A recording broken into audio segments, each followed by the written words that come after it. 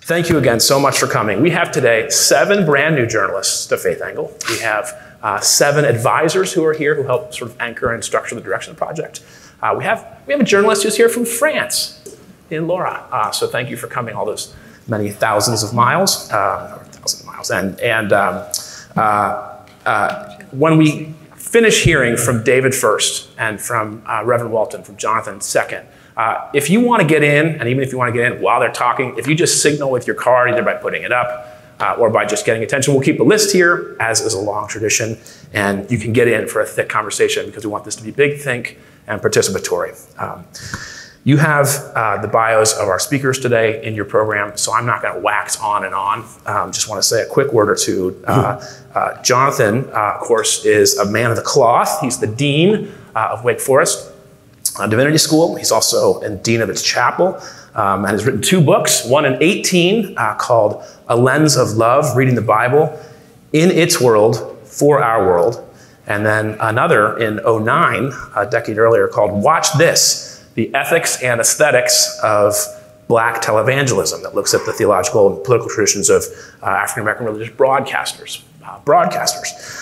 He earned a PhD and an MDiv from Princeton. And I recommend, if you haven't had enough of a jolt from your own caffeine, finding his sermons online, including one at Riverside Church recently that was wonderful to listen to yesterday. David is probably known to you as well. His first of 2 books also was Eyewitness to Power, sort of telling the story of being a senior advisor to 4 different presidents. I took away from his class as a student in 2003. He sees around the corner, so you just want to kind of hang out and see what Professor Gergen sees, because you can learn a lot from it. And he also believes that agency matters, that character matters, and that's a big part of leadership, and leadership's real. And he has a new book. His second book is coming out in May 10th from Simon & Schuster, and it is called Hearts Touched with Fire, and I recommend it. So look for that. And if you've got a podcast, maybe you want to have him on your show, or otherwise help promote it. Also, the founding director of the Center for Public Leadership at the Kennedy School. So we wanted basically a conversation on declining trust, because we've been observing that it's getting worse. And Alan has all the numbers to sort of anchor today. We wanted sort of a public or a political angle. But then we thought, it'd be great to find a story of friendship, a story of actual, collegiality and cooperation in some way. And I think Nicole had this idea. David and Jonathan, that would be it. If you could find a story of a David and a Jonathan, it'd be perfect. And wouldn't you know, these 2 guys, they used to travel together, they used to speak together, they've got some history. Jonathan was followed Peter Gomes at Harvard as the professor the Plummer Professor of Christian Morals. And so when he was there and overlapped with David, they would do some events together. So we're drawing on a little bit of history. Thank you guys so much for coming. Dave will speak first, followed by Jonathan, followed by you. Welcome to Faith Angle, and David, the floor is yours. Good, thank you very much, Josh. And I want to thank all of you for the invitation to come here. I did not know about the existence of this group before, but I discovered that you're doing wonderful work. And I think this is I think you're a model of what we're looking for now is more conversation at the community level among people who don't necessarily know each other, but can learn from each other and can learn to respect each other. And I mean, it's remarkable. There are people here who've been here for 22 years. 22 years doing this conversation. It must be very enriching. So I congratulate you on that. And of course, it's good to be here with Jonathan. We knew each other we've known each other for several years now. And I'm sorry, such an outstanding choice to come here as a speaker. He's the one who really understands religion far better than I do and can speak to it. Actually, I'm a little surprised to come here as I'm sort of a late in life kind of addition to this. I've become very sympathetic, I tell people, with an old fellow who was walking through the woods one day, and he heard this sound, and he looked down, he couldn't see anything. And then he looked down again, he heard the sound again, looked down, and there was a frog by the side of the path. And the frog looked up at him and said, "If you kiss me, I'll turn into a beautiful princess." And he said, "Oh, wow. but he didn't do anything. Then the frog climbed up his jacket and said, "If you kiss me, I'll turn into a beautiful princess." Didn't you hear me? And he said, "Yeah, I heard you all right, but at my age, I'd rather have a talking frog." I'm sort of that place in politics in America right now. It's what we see in Washington is, I think, is really very deeply concerning. It's gone on and on and on. If this were a flashpoint, if something sort of significant happened and we were through it in a few days or a few weeks, you wouldn't feel that way. But it's a cascade of crises that we've been going through that people, generally Americans are exhausted. They want all this to go away. They can't understand why the pandemic is lingering. They don't want to get involved in Ukraine if they can help it. But they generally speaking have just sort of signed off on politics. It hasn't worked for them. There have been a massive series of failures. This is something I try to breach in a broad way in the book that Josh first so kindly recommended. And I use the phrase and the title, "Hearts Touched with Fire," partly because I really like the phrase, but it also came to symbolize something for me. It comes from the experience of Oliver Wendell Holmes Jr., who was from a prominent family in Boston, Cambridge. Oliver Wendell Holmes Jr. went on to the Supreme Court. He was named to the court by Teddy Roosevelt, and he lasted up through Franklin Roosevelt. But in any event, when the Civil War came, Holmes was from a very prominent family in Boston. He could easily have ducked the war.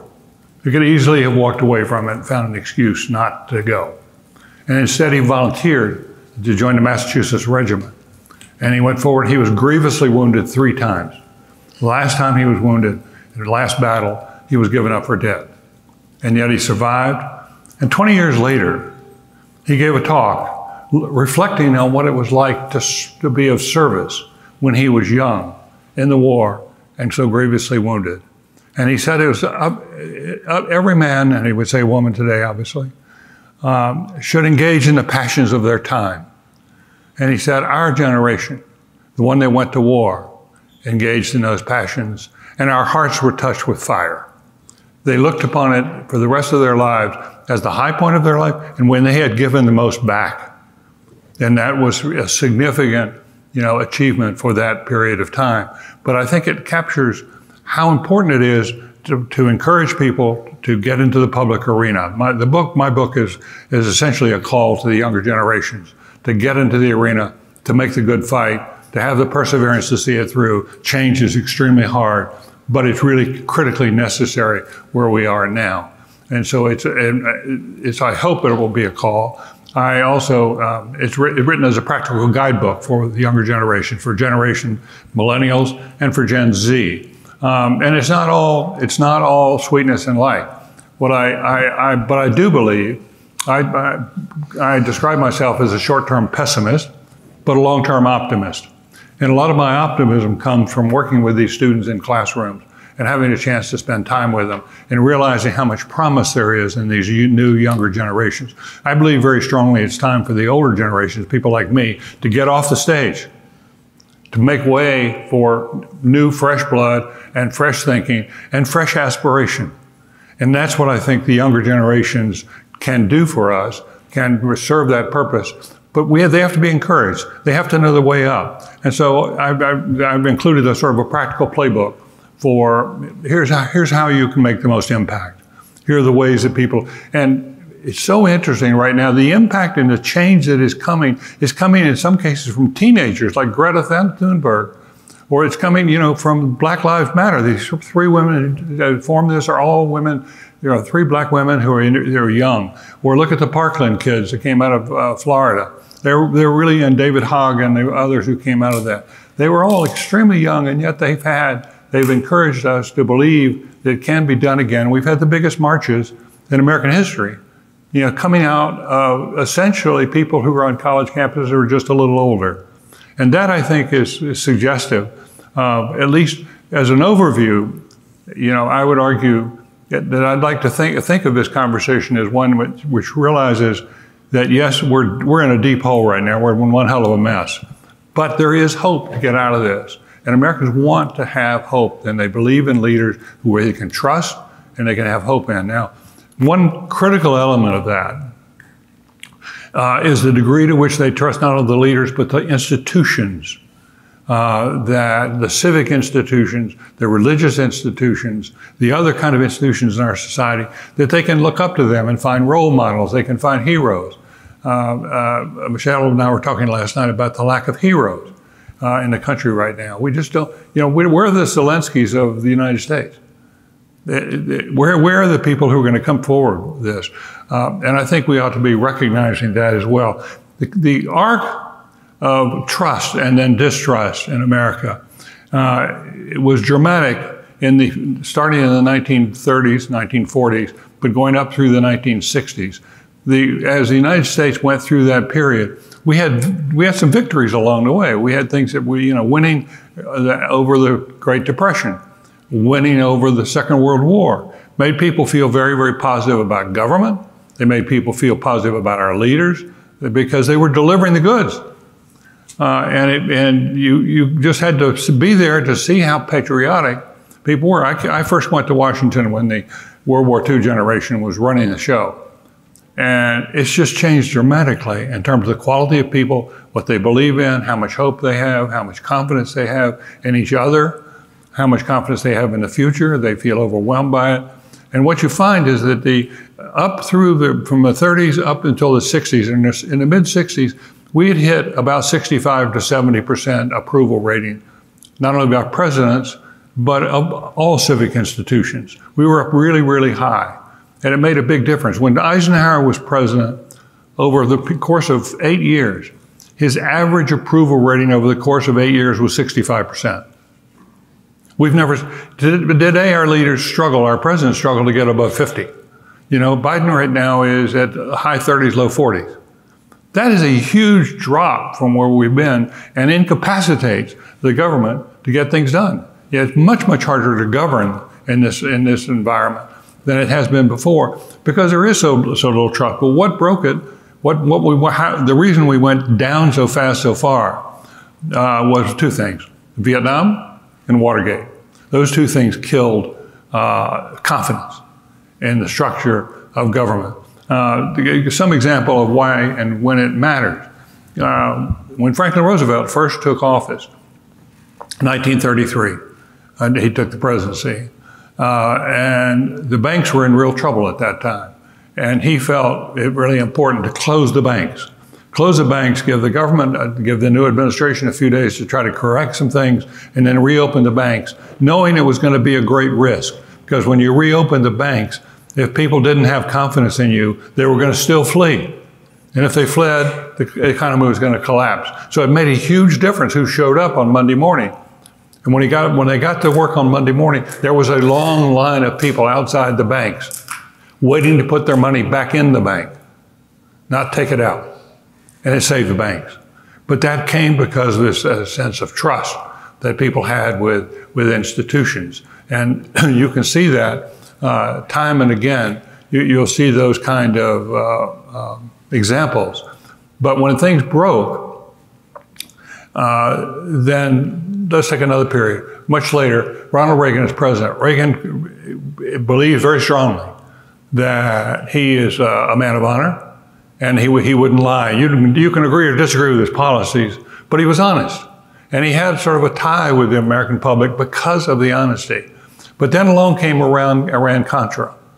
And he was seen as having been deeply engaged in lying about an adventure that was terribly against our national interest.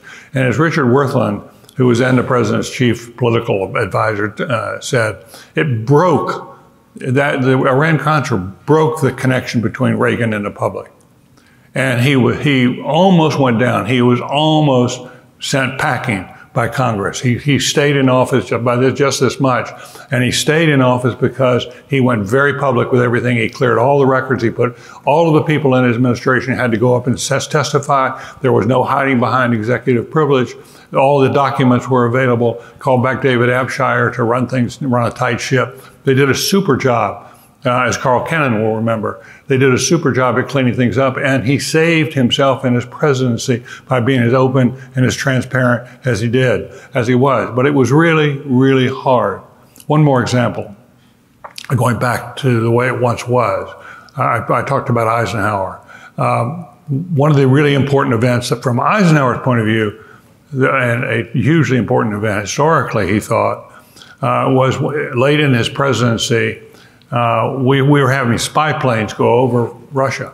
They were, and Francis Gary Powers was in one of those planes that went down.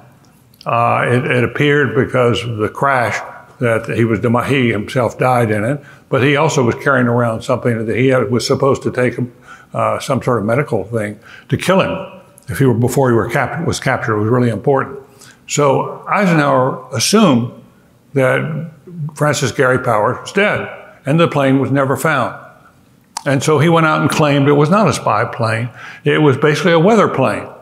And he lied about it to the country, very openly lied. Well, guess what? Khrushchev had captured Francis Gary Powers and didn't tell anybody. He wanted to make sure nobody knew in the world that he had him.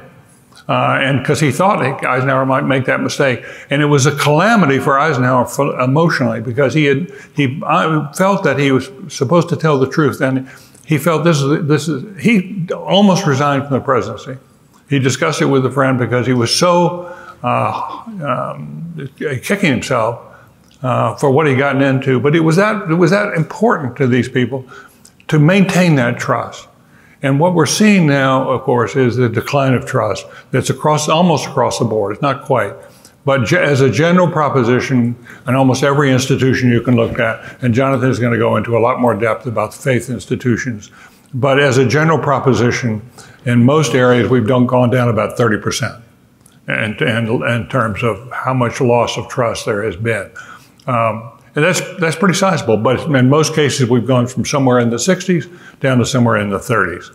The exception is the U.S. military. The U.S. military went through hell during Vietnam. It was distrusted. It was not, wasn't delivering, and so forth and so on. People lost confidence in the U.S. military, and their numbers plunged. Now, what's interesting about that military, though, and what's important for a conversation like this to keep in the back of your mind, is that the military went to work on trying to repair its relationship with the citizenry of the country. They began sending more of their top people, their generals and so forth. They sent them back to school. They sent them back to sort of get courses in ethics and things like that. But they worked very, very hard to try to reestablish their credibility.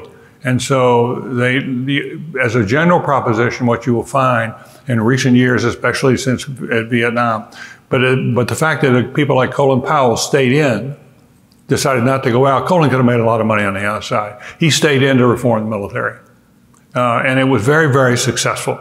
And now the military people are generally accorded high respect, higher than in almost any other field. The three biggest winners, in effect, that Americans accord their support for, a majority approval for, are the military and small business. And there was one other, I'll remember it. But in any event, they're small. It's a small part of the universe. There are three big institutions that chart all this stuff. One of them is led by Richard Edelman. There is also the Pew studies and the Gallup studies. But Edelman is the one who does the best international survey of attitudes. And his latest, and he works with Davos, with the World Economic Forum. That's where they get it announced. That's where they do a lot of CEOs take a hard look at things, and they go through a lot of sessions like this to talk about where we are. But what Edelman has generally found is that the military survived, but the government and the media went down the most here in the last few years. Government and media have gone down the most.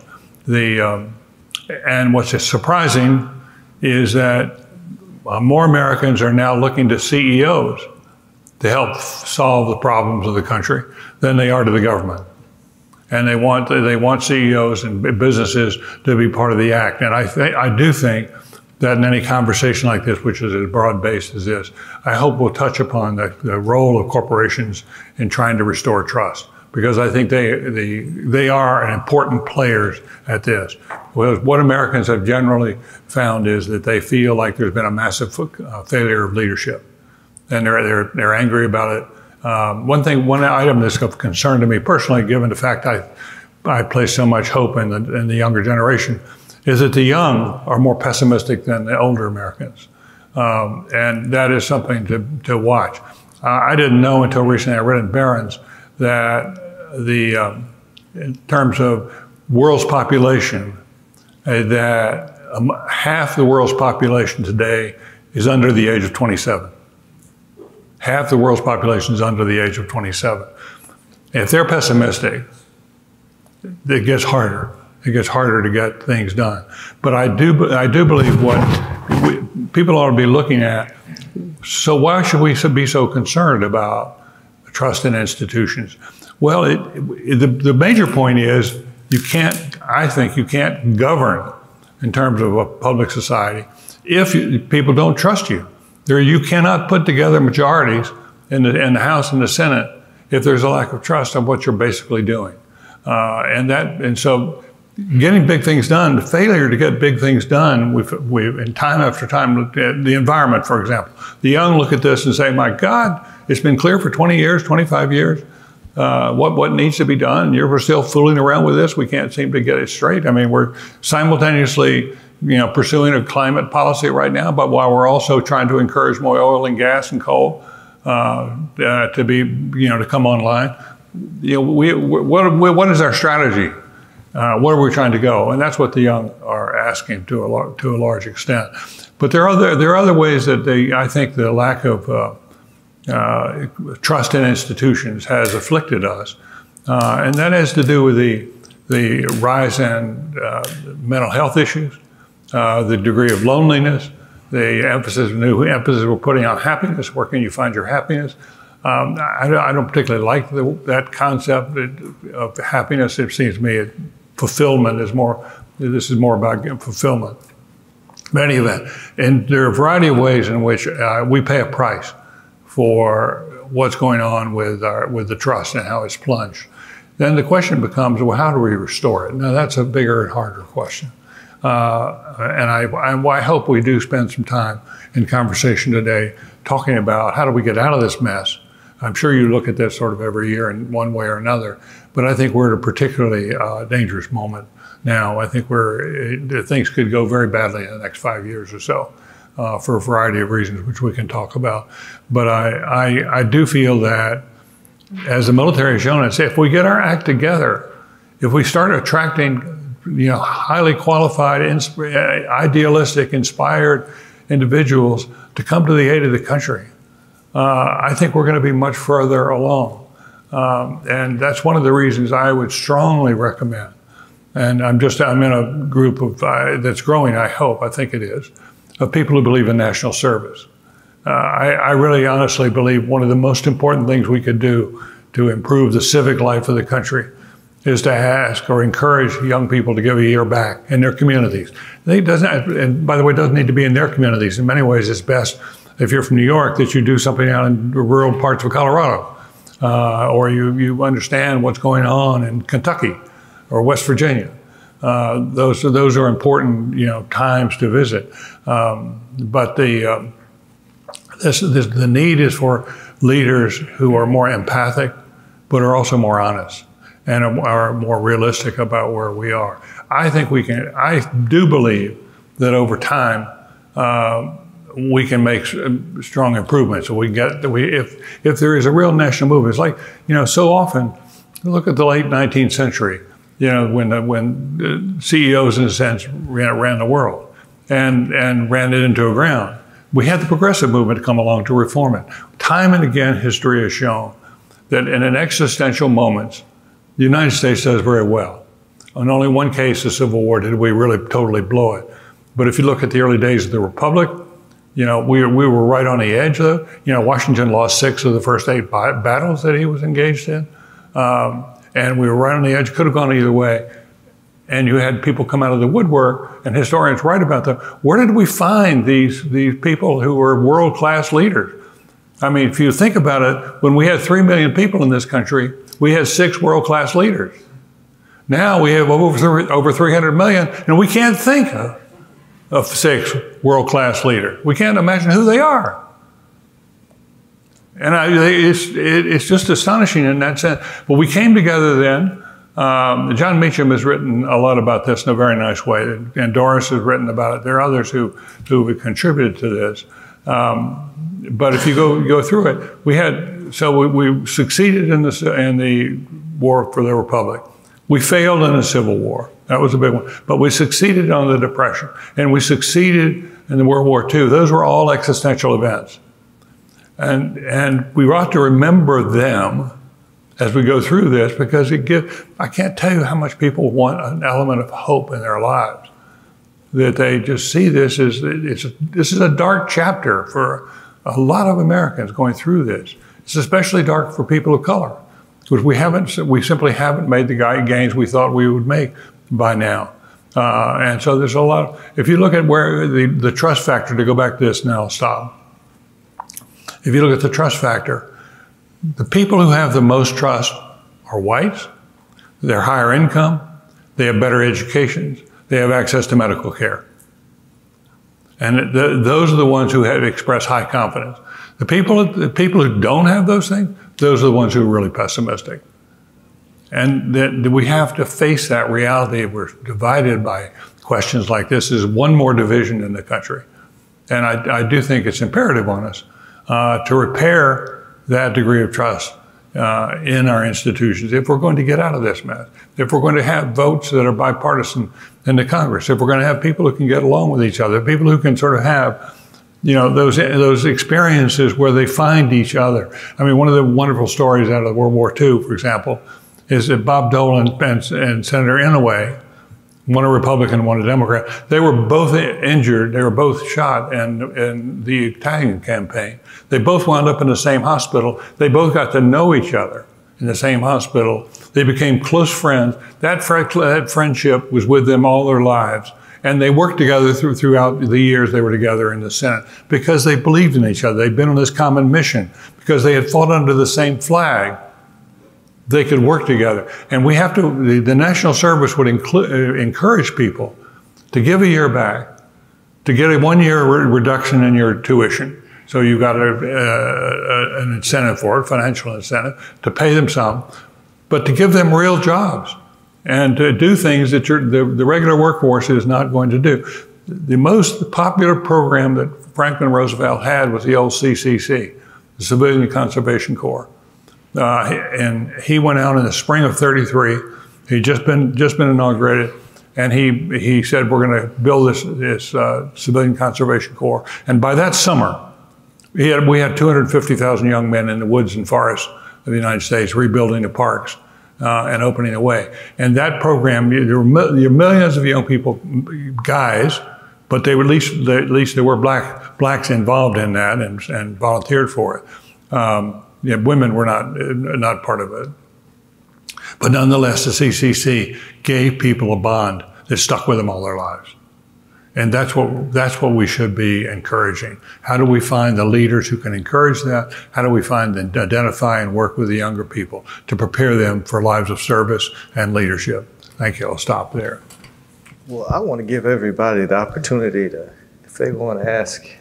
I mean, that was so rich and engaging. I'm sure that there might be some people that have some thoughts or reflections, if that's okay. When a pastor tells you should change the model a little bit. John, you want to ask one, and then let's get to Jonathan, then we'll do it. Okay. Yeah.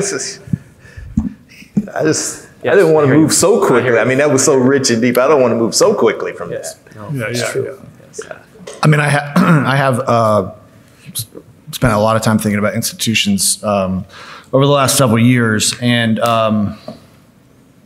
I guess I could just make a comment and ask a question to set up other comments about this, because I think, you know, institutions have failed. The loss of trust is because of an actual, as you said, cascade of crisis, a massive series of failures. I think the way we fix it is by making institutions work again, which is easier said than done. And I was just thinking about, you know, as we talk and think about this going forward, maybe we could try to really put some energy into thinking about what are the hallmarks and habits of successful institutions. How can we think about starting new institutions and rebuilding old ones in a way that is built for the modern age? I was mentioning to Jonathan before this that there's something called the Bible Project, which is a website and an app that is reteaching Christians in around the world, really, how to read the Bible. And I've actually thought this before. I think it's kind of an example of a more modern institution because it's very digital. It has great video, great app, and it's letting its work speak for itself. It's not courting controversy to try to build buzz. It's kind of building organically and gradually and building digital first products on top of a very, very, very strong foundation. And I think it's transformative in terms of its potential impact.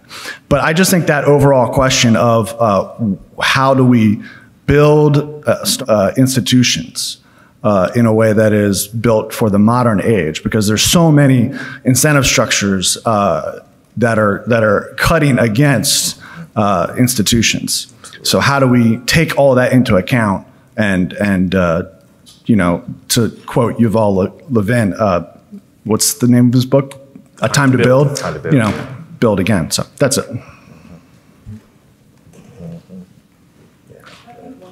Please, Mona Charon, the Bulwark. Thank you very much. Lovely to be here.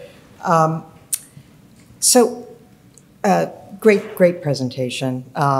And I'm getting the feeling that you think virtue actually matters. But look, one of the things I think we can say about the institutions that have lost the most trust, is that they are the institutions that have, because of new technologies, become the most responsive to the vox populi. That's the media and government. So whereas, and that's where we see the greatest decline of institutions. The political parties have practically melted away because of social media, because of the availability of the internet and direct fundraising and all of that. And political parties used to impose a certain kind of discipline on their members. That's fading away. And we have a much more direct democracy kind of model in politics now than we used to have. And similarly, in my field, in journalism, you used to have a much more potent, big institutional frame, right? The big newspapers, the big media companies were gatekeepers and controlled what was done, what the moral and ethical standards were, need three sources. All of that has, again, been eroded by this much more direct democracy, search for clicks, and the fact that everybody is a pundit now and everybody can, have a huge audience. And so I think as we discuss this, it's worth sort of contemplating how we approach these problems of the decline of institutions because of the technological aspect of this and the fact that those that are closest to the people have tended to, see a decline in their standards. Well, let me just add to that. I do think that the rise of social media has changed the landscape in exactly the way you're suggesting, Mona. As a general proposition, it's unclear to me whether it's a net plus or a net minus. And I'd be curious about your view on that. What we do know is that it's much easier to rise to the top and get recognition in today's world than it used to be. So, AOC came out of nowhere. She left the bar and suddenly she was this national figure. That happened through sort of social media. That was sort of like what allowed that to happen. But by the same token, once you get to the top, it is very, very hard to get change made, to lead and to actually get big things done, because you're on a very slippery slope. The problem with rising so quickly is you can also fall very quickly. So people find one thing that's gone wrong or one indiscretion or whatever the issue may be. Your indiscretions get blown up and you slip off that pedestal very, very quickly. So I think the jury is still out on whether we're going to look back upon this as a really important step forward in our democracy, or whether it is increasingly seen as a step backwards, as the Europeans are now increasingly arguing. But I'm curious about where you come out on that. If I had a magic wand, I'd eliminate all social media.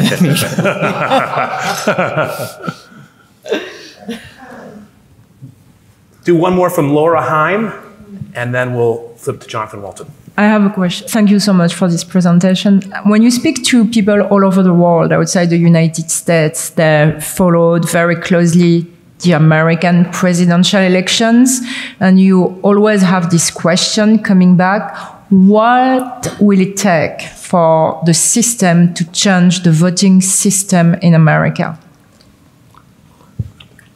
Right, with observing presidential elections from states of places abroad, what might it take to change the voting system structurally in America such that the election cycle would be governed by We should hear from the New York Times editorial board. We got 1 out of 2. Yeah. All right, Reverend Jonathan Walton, let's flip to you, okay. And we'll come back to Michelle, hopefully, and others soon. But Jonathan, you're up. Well, Josh, thank you, and thank you for tolerating me, even taking professorial privilege and redirecting the conversation a little bit. But I was just so appreciative of Brother David's remarks and the richness, and I saw the looks on all of your faces that I didn't want to get in the middle of that. So I just wanted to give that moment of pause.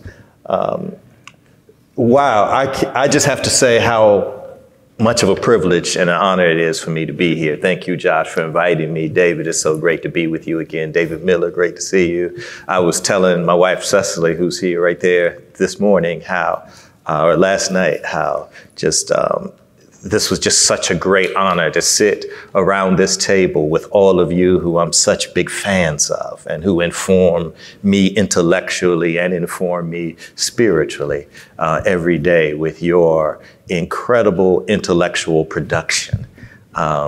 It means so, so much to me. And the fact that you would even take time to sit here and listen, knowing that all of you probably have deadlines even right now and things that you could and should be working on. But this also speaks to the importance, Josh, of what we are talking about right now. Thinking about our roles as part of something bigger than ourselves, right? And what are even our institutional commitments? I have a question. Does anybody here know the name Benjamin Elijah Mays? Benjamin Elijah Mays. I think I saw two nods, 2, 3. Okay, that's about what I expected. Benjamin Elijah Mays. Benjamin Elijah Mays was an educator, was a churchman, historians describe him as the schoolmaster of the civil rights movement. He arguably is among the most influential figures of the 20th century as it relates to African-American education, but also the push for civil rights more broadly in American society. Came out of South Carolina, 96 South Carolina. Wanted to further his education, headed to New England, graduated from Bates College in 1921 at the age of 27 years old. And after he graduated from Bates, he went to the University of Chicago, earned his PhD in sociology of religion from the University of Chicago. And then he spent the next, until his 90s, dedicated to institutions and institutional change, institutional reform, institutional expansion. Working in his early years with the YMCA on race relations. Became the dean of Howard University School of Divinity, right, training young clergy. Left the deanship of Howard University School of Divinity, became the longtime president of Morehouse College, shaped Morehouse College in what we understand it to be.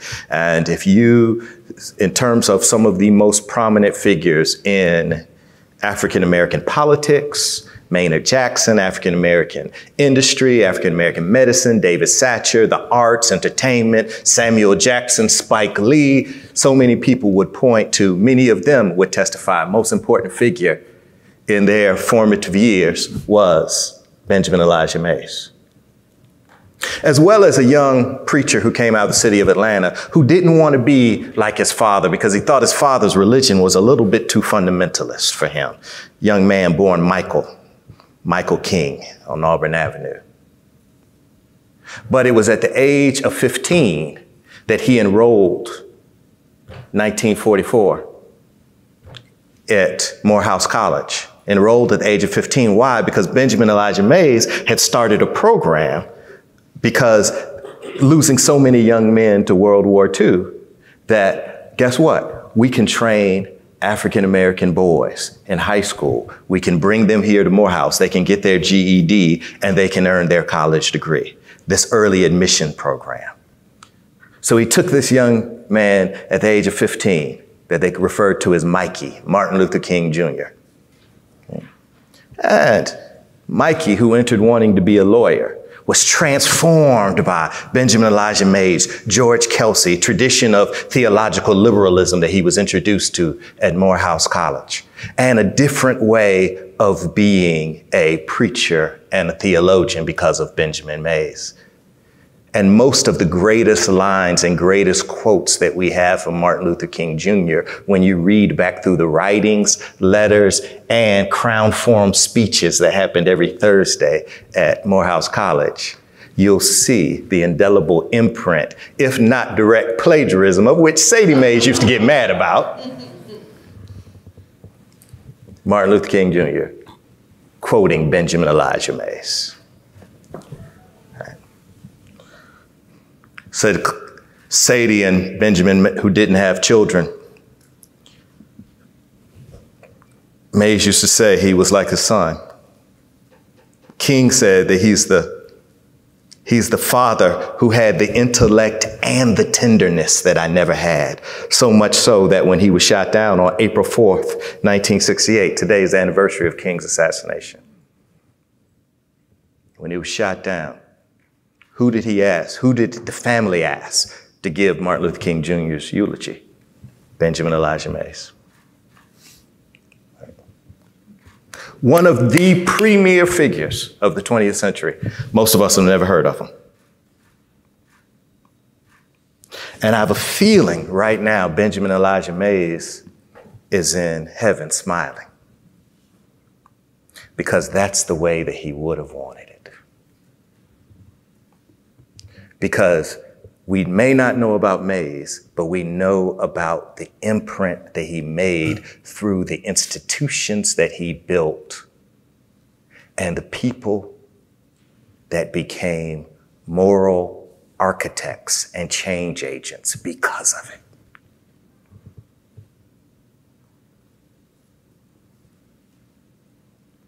So that's a real long introduction now to tell you a story.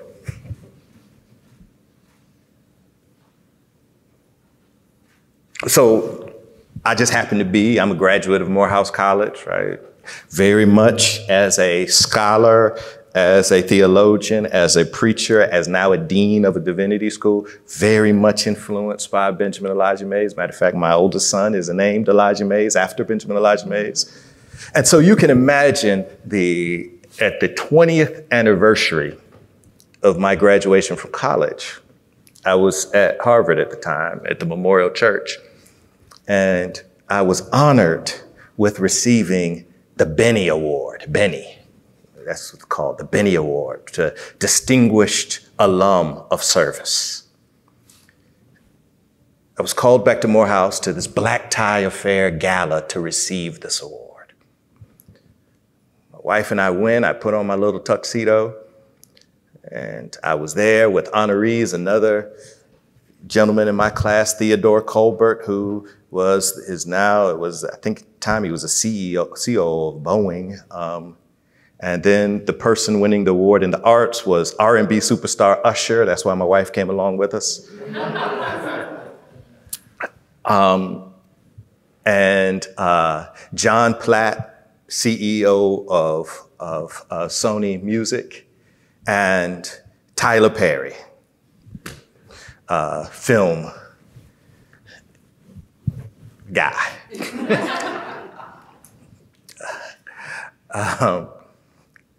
And so here I am with Usher, Tyler Perry, John Platt. We're being honored that weekend. I've come down from Atlanta to Harvard. From Harvard, I've come down, and a young man walks up to me at the conclusion of the weekend, after the black tie event.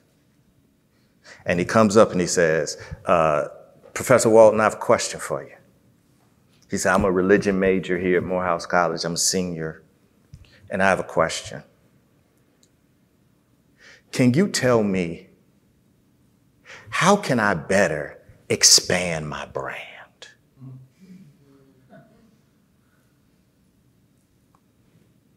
How can I expand my brand?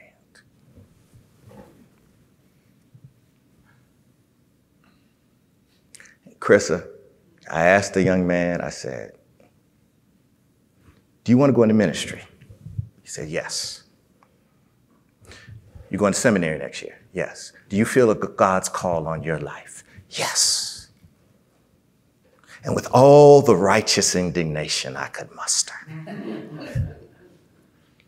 I said, well, young man, you need to know the kingdom of God is not a brand. And I buttoned my little tight tuxedo and I paraded off with Usher somewhere.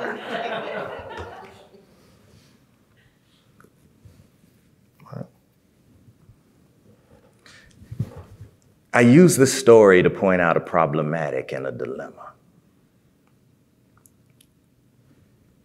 Because on the one hand, this young man asked me a question that I was giving a sincere, if not very considerate, generous, or thoughtful response to. And my sincere response is, I still stand by, the kingdom of God is not a brand. And part of the problem is that in all spheres of society, politics, education, religion, journalism, too many of us have been shaped by a culture of individual celebrity. Emphasis on individual flourishing, encouraging entrepreneurial impulse, expanding our individual brands. That is exactly what the culture has promoted for us. And that is what I was responding to. But this young man, 20 years old, who has never known anything but this culture of entrepreneurial flourishing, this culture of when there aren't markets, we should create markets. The only thing that institutions are good for is promoting individual competition. Why? Because markets know best. Individual competition is what actually unleashes and unleashes flourishing, brilliance, ingenuity, innovation. And so it's this culture of competition that we've put such a premium on over the past 40, almost 50 years in American society. This young man doesn't know anything else. And so all he does is look on stage and he sees somebody sitting alongside Tyler Perry, Usher, myself, a beneficiary of meritocratic elite systems, of which I'm a personal beneficiary of which I represent. And then all of a sudden I get into all this supercilious, moralistic finger wagging at him. And he's trapped in a world that we've bequeathed to him.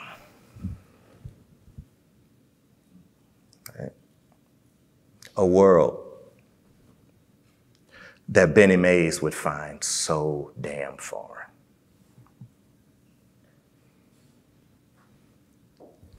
That is what, when we talk about the demise of institutions in American society, we also have to be honest. This goes for educational institutions, goes for politics, it goes for religious institutions. We have to be honest about the fact that that we as a society haven't been passive here.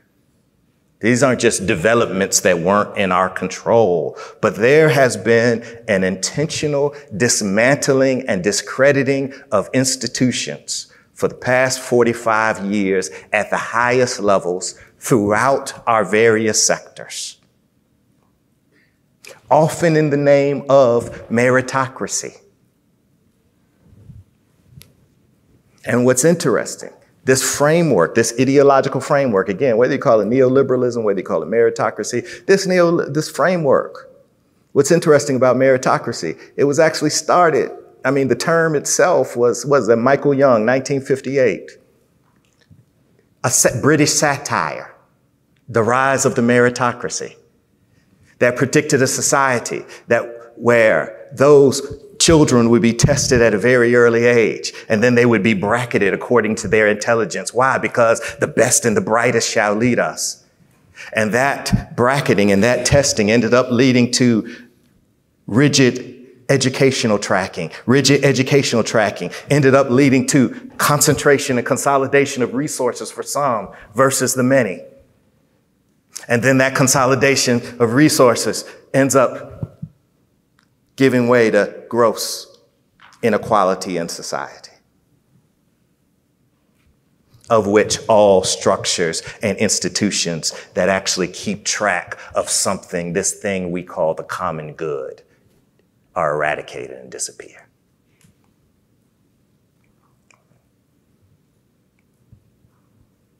And so, right now, in my world, communities of faith, we are facing this dilemma. We're facing a dilemma because we know that, for example, now for the first time in 50 years, people who identify as being religiously affiliated is less than 50%. Religious affiliation at an all-time low. The rise of the nuns, N-O-N-E-S, that means non-affiliated. But non-affiliated does not necessarily mean not religious,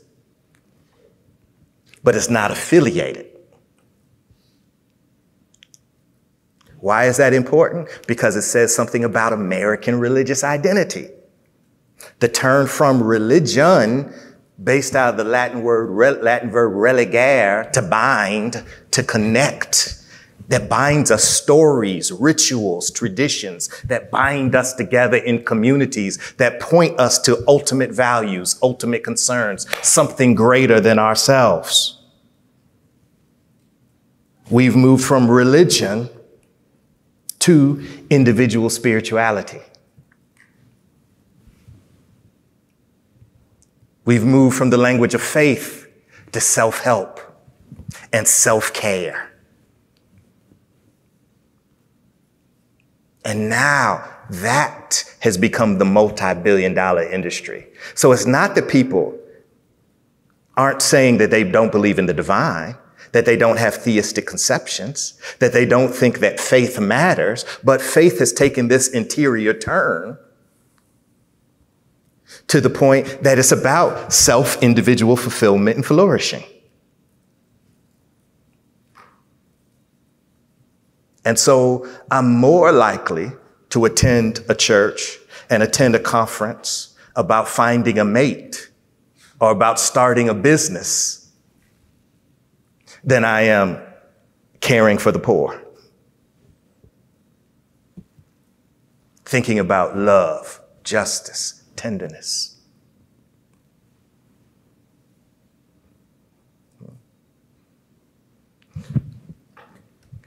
How do I expand my brand?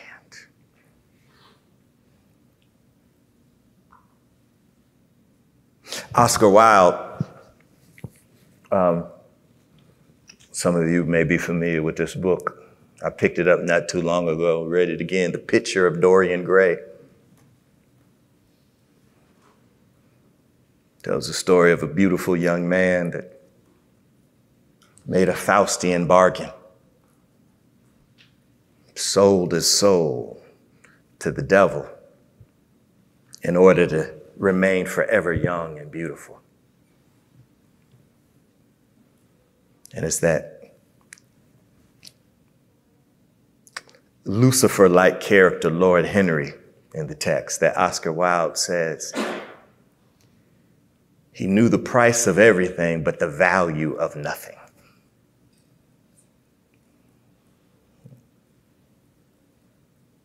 And as Dorian devolves into debauchery, his face stays the same, at least when he looks in the mirror, but when he looks at his portrait, it decays, it deteriorates. And I just have to believe. I'm just believing because of the way we've put such emphasis on individual celebrity at the expense of integrity. And it's institutions that are formative spaces, they're functional spaces, they call us together. Like Brother Levin, my conservative brother who you cited earlier. Right? He said, that's the problem. This is where I agree with him fully. He said, that's part of the problem. Instead of being formative spaces, our institutions have just become performative spaces. Congress, churches, education, they're institutions where we can perform our individual brands. But where I guess I would push back on Levin a little bit is what I'm trying to suggest to you now.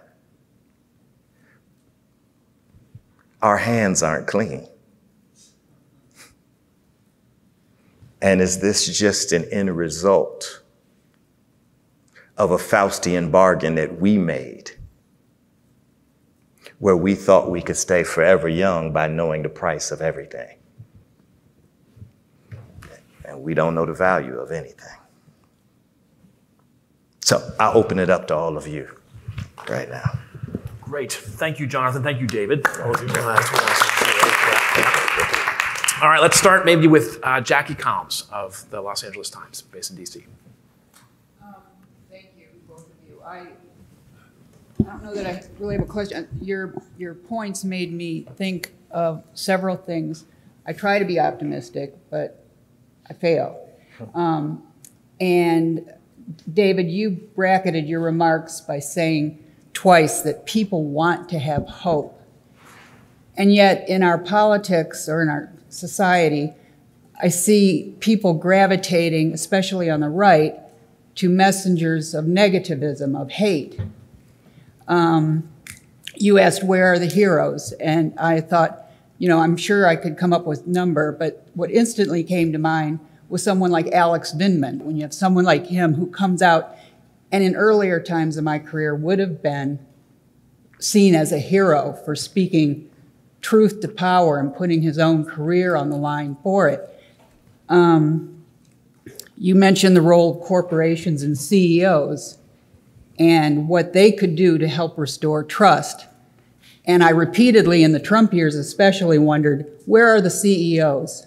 You know, you would occasionally come across some who would say that they did have fear for democracy, but there was never any concerted action like I've seen at other points in my career for other causes. And this seemed to me to be the greatest cause of all in my lifetime. You asked about inspiring individuals to national service. And yet we're at a time where, you know, throughout all of our lives, people disparage the federal bureaucracy. And, you know, Ronald Reagan said I don't know how he described the 9 words, but I'm from the government and I'm here to help. Yeah, here to help. Yeah. But so we have one whole party or half of our society that disparages the deep state. There seems to be just a denigration of public service and national service that I'm not sure how we get back. Jonathan, you, when you talk about the man who wanted to know how to burnish his personal brand, I don't know how we get past that, and you see it manifest so, again, throughout our politics and society, that it's this sense of individualism over community that explains why, you know,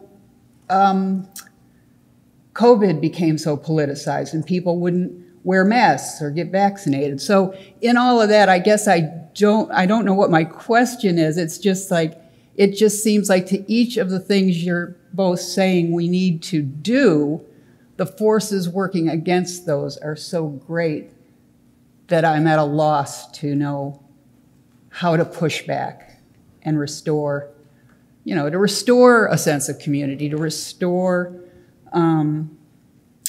you know, to recognize heroes rather than immediately fall to your tribe's denigration of them. Anyway, again, I wish I had a harder question in that, but it's just in part an observation and an expression of where my pessimism springs from. I have a couple of questions, Jonathan. That was very helpful intervention there. Jonathan, one of the things that has given me hope for a long time is the quality that Morehouse and Spelman have come to represent, and how unusual it is within that community to turn out one good person after another. I don't know if it's in the water or it's in the culture, but something is going on there, and I'm curious what you think that is and whether it can be taken elsewhere beyond Atlanta. Yeah. Well, it's something, first of all, thank you, and it's something I think is in the culture, and that's why I was wanting to put and mark that kind of tradition of Benjamin Elijah Mays as shaping that over multiple generations, right? But we also understand that it's at risk and that it's under threat, right? And it's a risk and it's under threat, particularly as the quote unquote best and brightest. And we define exemplary education not by what it produces, but by how many people we can keep out. Right? What do I mean by that? Those of you, the rankings of what are considered the top educational institutions right now, one of the biggest metrics for that is its admissions rate, right? And the lower the admissions rate, the higher, right, the ranking of the institution, right? Over against the quality and caliber of people that it's producing, right? And again, that's something that points back and speaks to this whole kind of accentuation of the brand, right? Yeah. And carving out one's own place in a competitive market. Yeah. But if we're able to move from which these institutions do at their best, right? You mentioned Morehouse Spelman, and I'm keeping those institutions in my prayer, not only as an alum, but in the fall, Cecily and I are going to have a daughter who's enrolling in Spelman as a freshman, right? But it's very much about the values. But it is about cultures of collaboration over competition, right? When you walk on that campus, I've had that opportunity to do that. It's just different. It just sends you a message. This is a well put together team. It's a well put together institution. And is there something we can learn from that for other institutions? Well, I can tell you one of the things that I heard so often when I was a student there, right? It was this African proverb: if you want to go if you want to go fast, go alone. Right. You want to go far, go together, right? Right. And it's this based upon Mays, which King quotes in a letter from a Birmingham jail. He doesn't quote it. This is one of the areas he plagiarizes, where he says, we're all inextricably linked by a common fabric of humanity and garment of destiny. Yeah. What affects one of us directly affects all of us indirectly. Yeah. And it's that sort of kind of common cause and common purpose, right? That we have to protect from being undercut every day from market-based forces that are pushing us toward individual flourishing, right? Let me ask you one last question for the moment. and that is the role of religion in politics. Yeah. It's worth remembering that up until about the mid-1970s, the idea was among evangelicals, stay the hell out of politics. They've got their role, we've got our role. And then in 1976, as you remember, Jimmy Carter ran intentionally to get a lot of the evangelical vote. He did, he succeeded, but they were very disappointed with his presidency. They didn't think they got from it what they were looking for. And that made them vulnerable to a Reagan appeal. And the Republicans came in and swept, the evangelical vote went from being Democratic to being Republican very, very quickly. But it has also changed the evangelical movement dramatically, and it's changed our politics. And how do you look upon that now and what we should be thinking about and doing? Yeah, I'd be interested in hearing what my brother Michael has to say about this too. But I would actually push back a little bit in terms of evangelicals and their relationship to politics pre the 1970s, right? Yeah. It was actually really, I mean, in many ways, and this was a strong critique of Reinhold Niebuhr throughout the 1950s. Part of the evangelical play was that if you are actually able to be perceived or become part of the quote unquote establishment as it relates to politics, right? That actually does more to concretize the status quo and preserve conservative positions. So the posture of we're staying out or we don't get involved is actually a political position, right? And it's a political position that actually protects one's preferred posture, right? Yeah. And preferred outlook of the, which for conservative evangelicals, right? Right. So it worked to say that we don't get involved or we stay out of that. Right. And so therefore, like for somebody like a Billy Graham, something like segregation, that's something that we don't get involved in because we understand that these are matters of the heart. Right. Right. That was a political posture that he was taking, just as there was progressive evangelicals who were pushing back, right? That were saying to Billy Graham, like Dr. King did, well, okay, well, guess what? The law might not change the heart. The law might not stop a white supremacist, might change a white supremacist's heart, but the law will stop a white supremacist from lynching me until his heart changes, right? And that was that kind of dialectic tension within the evangelical communities that we see going back to the Civil War and before, as it relates to abolitionists, evangelicals that were constantly pressing versus those of the Southern wing that took a conservative hands-off approach. Why? Because it maintained the unjust status quo. Well, I agree with Jonathan. I always like to hear from our brother Michael, so we'll see if we can get him in here. But let me just quick name the list after Mike. We got Krista Thompson, Will Salatin, Adele Banks, and Miranda Kennedy. We'll see how far we can get. We'll have a coffee break at 10:30 firm, and then we'll come back. Mike, do you want to weigh in on this a little bit? Books. Yeah, I guess I would just strongly agree that evangelicals, say in the 40s and 50s, were not apolitical. If you read the editorials in Christianity Today about the civil rights movement, they're just horrible. I mean, there was a positively bad role that they were playing. And they had decided in the couple of decades previous that their fights were going to be fights against modernity when it came to science or literary criticism or, these kind of other fights that were not about, that didn't shape a kind of morally consistent framework, but they were political in a certain way. And you do have to say, when I've been looking at this recently, with the First and Second Great Awakenings, you had the production of this very powerful form of Christianity in American life.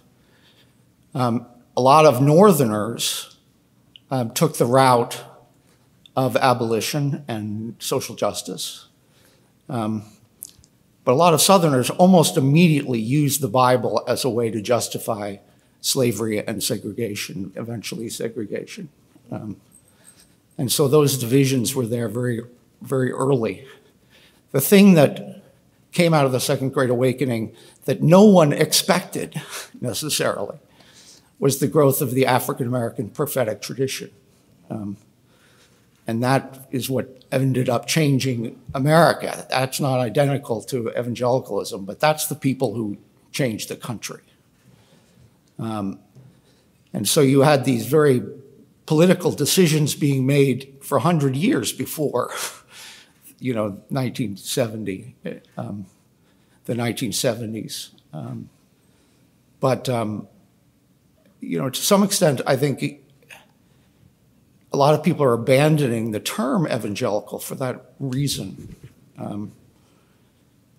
But it is a rich tradition that you can find elements in that inspire and challenge social convention in positive ways.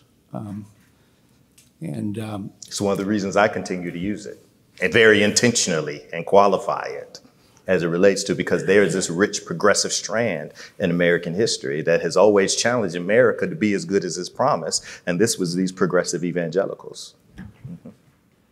This prophetic wing, yeah. Thank you. Krista Thompson, Washington Post. David, Jonathan, thank you for your remarks.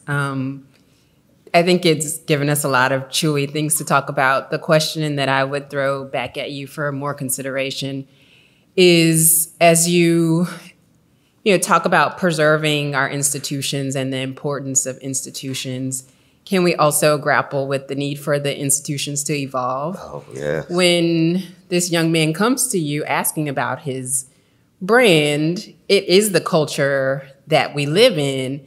And I think we do, particularly amongst younger generations. I help to lead a newsroom that's 143 years old, and we have younger journalists who are pressing constantly for the institution to evolve. And I think part of the job is to, both with our traditionalists and those who, and have some radical ideas about what journalism should be, to be in conversation with each other about what the future should indeed look like, because our institutions are not perfect as they are. So I throw back at you the question of, where should we be pushing to evolve our institutions to make them better and to grapple with the reality of what the culture currently is? I have to say, I just couldn't agree with you more on that, particularly in relationship. Say, for example, if I were to speak about Black churches, right? Black churches historically have been sanctuaries that have been for people who have been about freedom and liberation.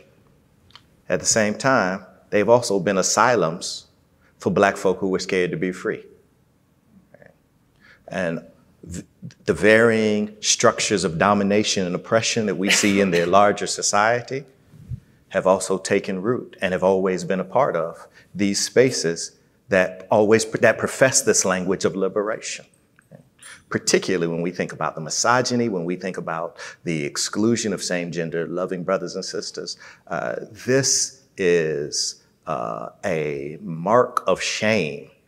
And we know that our institutions, all of our institutions, again, whether we're talking about Black churches, whether we're talking about the Southern Baptist Convention, whether we're talking about Catholic churches, they are shot through with hypocrisy, mendacity, all forms of duplicity. They absolutely are. And that's why we always need prophetic revivalist movements within our religious traditions to hold the institutions accountable. And so to your point about helping this young man think about his brand, I don't think about that young man, but I can tell you, I think about the number of women historically that have found their voice and have carved out spaces over against the traditional levers of power and the traditional routes to hierarchy within the institution of Black churches. And I'm glad that they have, because in the process, they've made our churches better, right? Because often they've had to find spaces, like Toni Morrison writes about in Beloved, in the clearing, women who were called right, and who are anointed by God, though not affirmed by male hierarchies, have had to find spaces outside of the traditional spaces to exert pressure back, right? And so that is, I just couldn't agree with you more in that regard. And we have to be honest about that. We can affirm our love for the institutions while be honest, be self-critical. Let's do one more and then take a coffee break, okay? So Will Salatin from the Bulwark. Thank you, both of you. I wanted to ask a question about, this is sort of prompted by David's comment about, where are the Zelenskys? And it made me think, well, where was Zelensky himself? He was a comic actor, right? And so my question is about the role of evil. Manifest evil that everyone can see and agree on, and what role that plays historically in the generation of what we're talking about, in the generation of trust, leadership, collective action, institution building. And this is not to take away from your very good points about what we must do regardless of the situation, but historically, is it not coincidental that we had a great building of trust after World War II? It was the war itself, it was the evil that we faced in the war and our mobilization against it that generated the momentum that David talks about. Is that true in the history of race in this country? Is it true of the abolitionist movement, of the civil rights movement? Did we need to see a man murdered for 10 minutes to generate the collective will and action around police violence?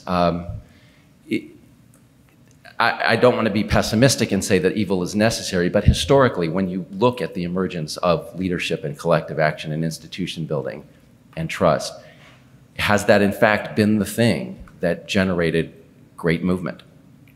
Yeah, I didn't quite understand. So effectively, does the existence of evil manifest in racism, war, and other forms of perversity galvanize leadership in ways that are instructive today? Well, I think it is a complex situation we find ourselves in, that there have been strains of white supremacy that have been very powerful throughout our history. And sometimes they surface, and frequently we don't talk about them. We try to hush up the conversation about them. I just learned recently that I was astonished with the GI Bill. I had no idea that the GI Bill basically didn't apply to blacks. I didn't realize that they were put on the outside of that. We celebrate the GI Bill as one of the great contributions to trust in building the middle class in this country, but we have not, I think, taken it upon ourselves to understand the deeper issues here. And what I sense right now with the whole 1619 project and the other things going on is that there's an unwillingness now to accept sort of standard ways of excusing what we do in our society, that there is a real search for accountability now, and that there's an anger level as well as exhaustion among a lot of people who felt that by now we would have come much farther than we have, and that there is we simply aren't passing on to our children and our grandchildren a world that we should be proud of. And that I think is very hard to take, and we don't want to talk about it. But it's been interesting to me in last 2 or 3 years that the conversation among students has gotten much rougher, and the anger is coming out, and there's a lot of challenge. If you repeat the old ways of, if you believe as I do, yes, we got a lot of problems, but we have the capacity to overcome most of these. We've done it in the past. There are a lot of black kids that don't believe that. They just think we're lying, and it's very tough to have a constructive conversation that you really think is enriching for everybody. And I don't have the answers to that. I don't know quite what to do about it, but I do know it's getting worse, not better. John, what about the role of evil in galvanizing collective action leadership? Well, the great theologian Reinhold Niebuhr said that there is only one empirically verifiable doctrine of the Christian church, and that's the doctrine of sin and evil. Right? That is what is empirically verified. That is what we can see. That is what's ubiquitous. And it's because of that that there's a certain embrace of the tragic, right? That in its best of the tradition, if it's best, there's this embrace of the tragic that understands that evil and suffering is pervasive and that it will always be with us. And so therefore, that's a very different take and view of the world than a kind of Pollyannish optimism. This kind of optimistic view that we see in many American Christian faith traditions. Things are going to get better because they got to get better, right? Or we love to get to Sunday, right? We love to get to resurrect. I'm talking out of my Christian faith tradition. We love to get to resurrection since Sunday quickly without just sitting with the misery and depth of despair of Crucifixion Friday. But it's an embrace of the tragic. It's an embrace of the despair that actually carves out possibilities, not for optimism, but of hope. Right? It's a good distinction between optimism and hope. It's an important distinction. It's an important distinction between optimism and hope, right? And hope is born of, listen, it may not be that things may not get better, but guess what? I still have a call I have. Right? I still have a call to serve. I still have a call to love. I still have a call. Why? Because those acts in themselves are redemptive. Right? And that's not taking this kind of transactional approach with the divine. Right? We do this because of this. That's self-care. That's well-being. No, we do this because it's right, because it's just, because it's grounded in love. Yeah. All right, so to resume, we've got Adele Banks from RNS. We've got Carl Cannon from Real Clear Politics. We've got Yair Rosenberg from The Atlantic, and Dan Lippman from Politico, and Michelle Cottle from the Times editorial board. So Adele, you're up. Hello, thank you to both of you for your great comments, very helpful. It's very interesting to me how they kind of intersected with one another. Jonathan Walton mentioned about nuns, the NONESs, who are disaffiliated from congregations. And I'm wondering a lot in my continuing coverage of Religion News Service about how congregations deal with young people basically not wanting to be there and not interested in institutional religion. And then David Gergen, you mentioned that Civilian Conservation Corps, and for some reason it made me think about Mormons and Southern Baptists and others who have like 2-year commitments sometimes at the early, when they're relatively young, before they move into whatever they're going to do with the rest of their lives. So I'm just wondering whether either of you think any of those kind of commitments might continue as hopefully pandemic levels go down, if the young people will do that kind of thing, or if there are other kinds of activities that would help reconnect young people to congregations to really help them survive.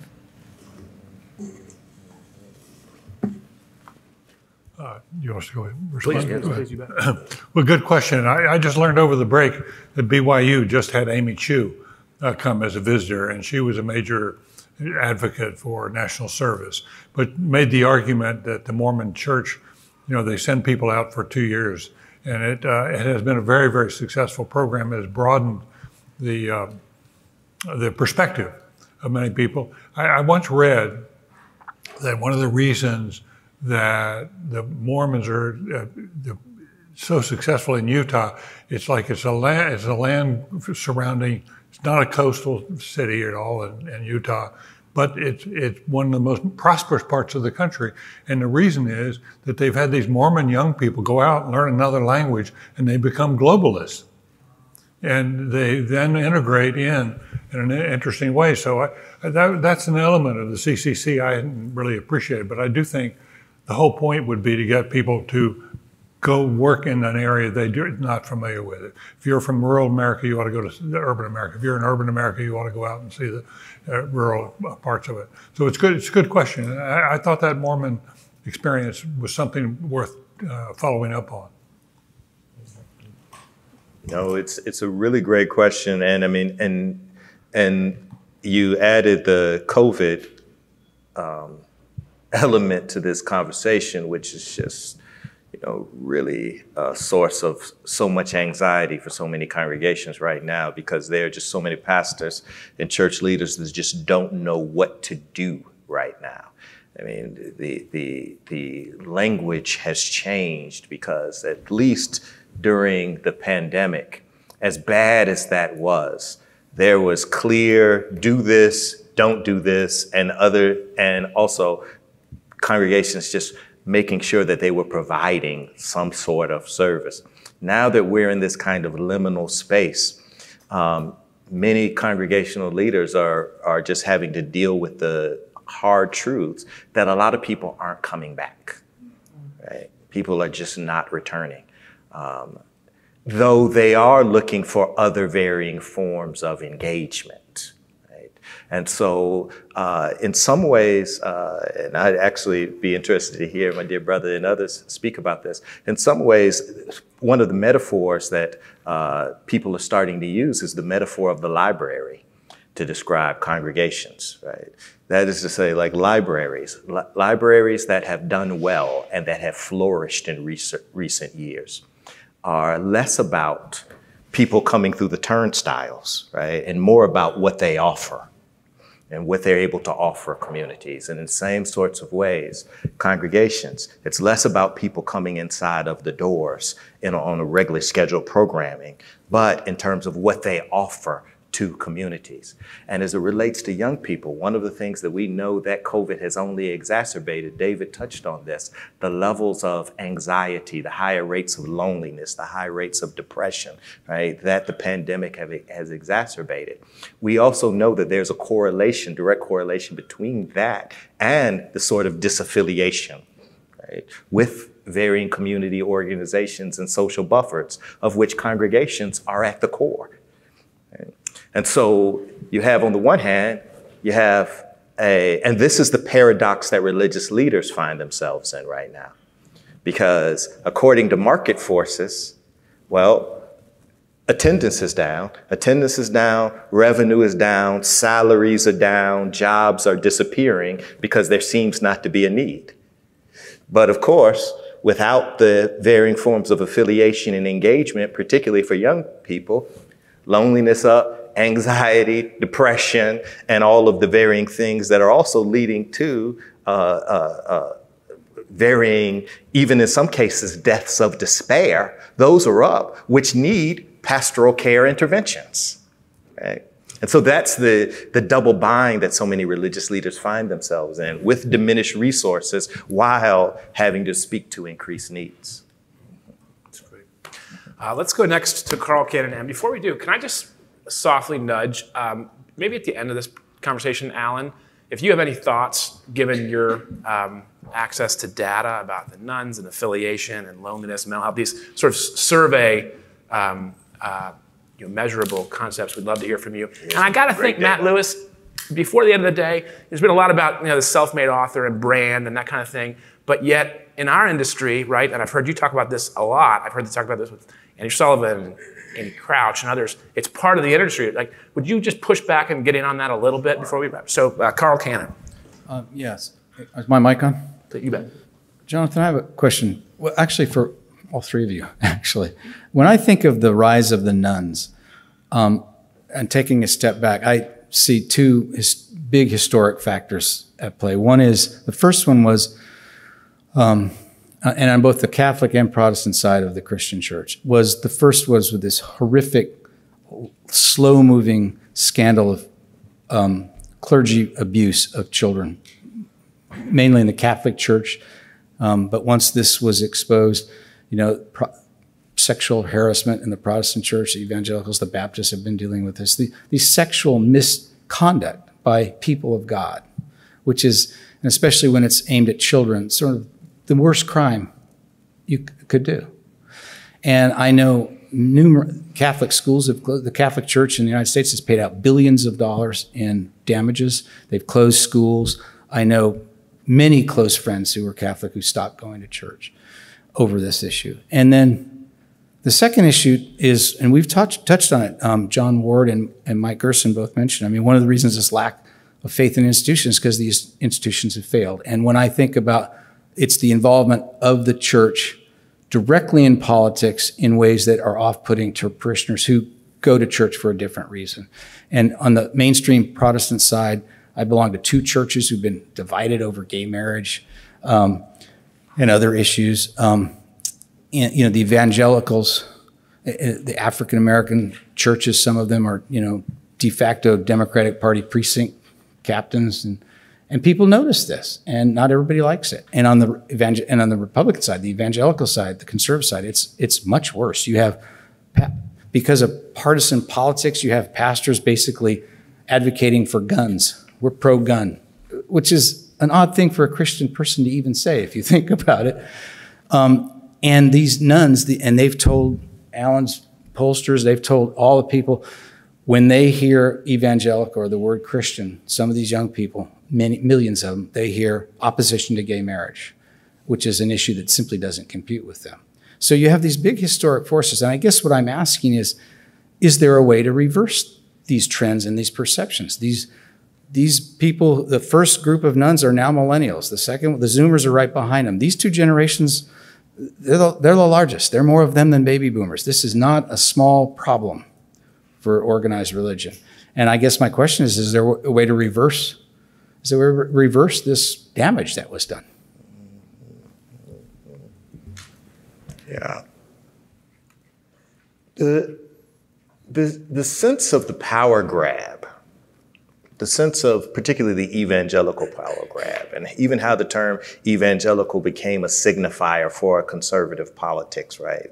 Largely beginning in the 1970s, that was quite intentional. Right. I mean, that was quite intentional. That was a discursive move. Some would even say that it was discursive violence that was done. That was one of the reasons that earlier when Michael said, and I reaffirmed, a kind of affirming another tradition out of evangelical politics. Martin Luther King Jr. was an evangelical, for example, right? And so, but it was part of this kind of power grab, right? And that has actually ended up lending itself to the types of cultures that you talk about, people just being off-put by it. At the same time, I don't want to overdetermine that as it relates to that is the cause in and of itself. Because the varying political forces and political winds and political affiliations around moral concerns is something that's always been a staple of American religion, right? And so if we only attribute this to the post, quote unquote, civil rights context, then we're ignoring the fact that the Methodist Church, the Presbyterian Church, the Baptist Church in the early 19th century divided over the issue of slavery, right? As they circled their wagons around their varying approach to slavery, or their views around women in ministry, right? Or in the mid 20th century around the issue of racial segregation and Jim Crow, right? Congregations being politically affiliated with or aligned with particular political positions has always kind of been a staple, right? So I just say that I don't want to overdetermine that as the cause, right?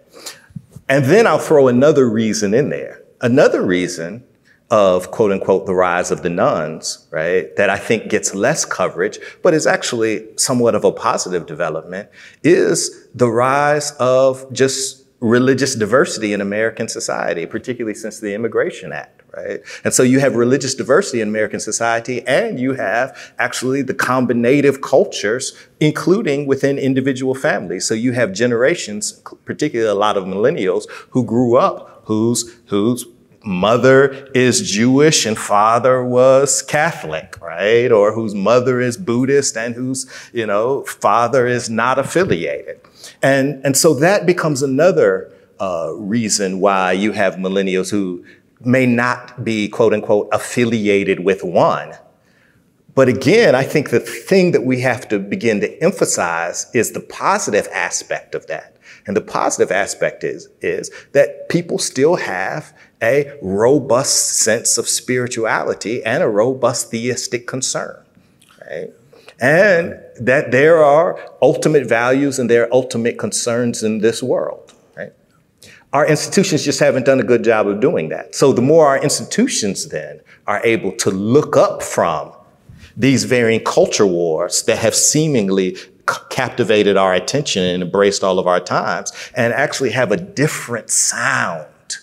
There was a great preacher that used to talk about the sound of the trumpet. And if everybody is hearing the same sound, it doesn't matter, but somebody needs to play a different tune.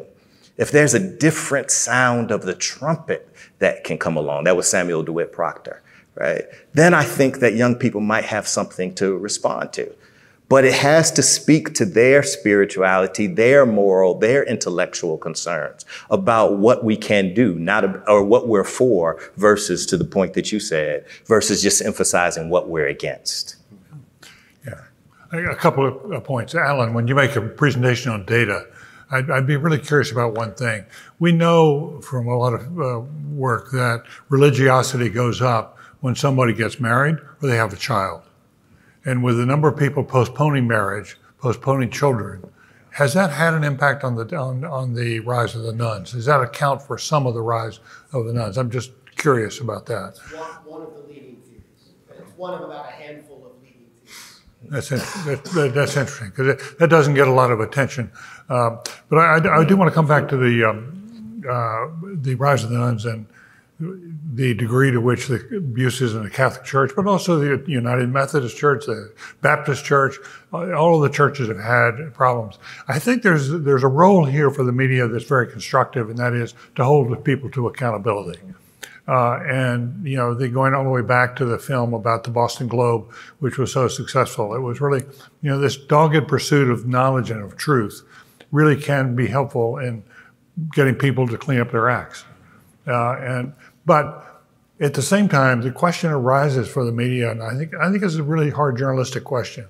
But having now worked through sort of crises for several people who are friends of different kinds, how do you clear your name when you've been falsely accused in one way or another, and then it turns out you were wrongly accused? How do you get the cloud to go away?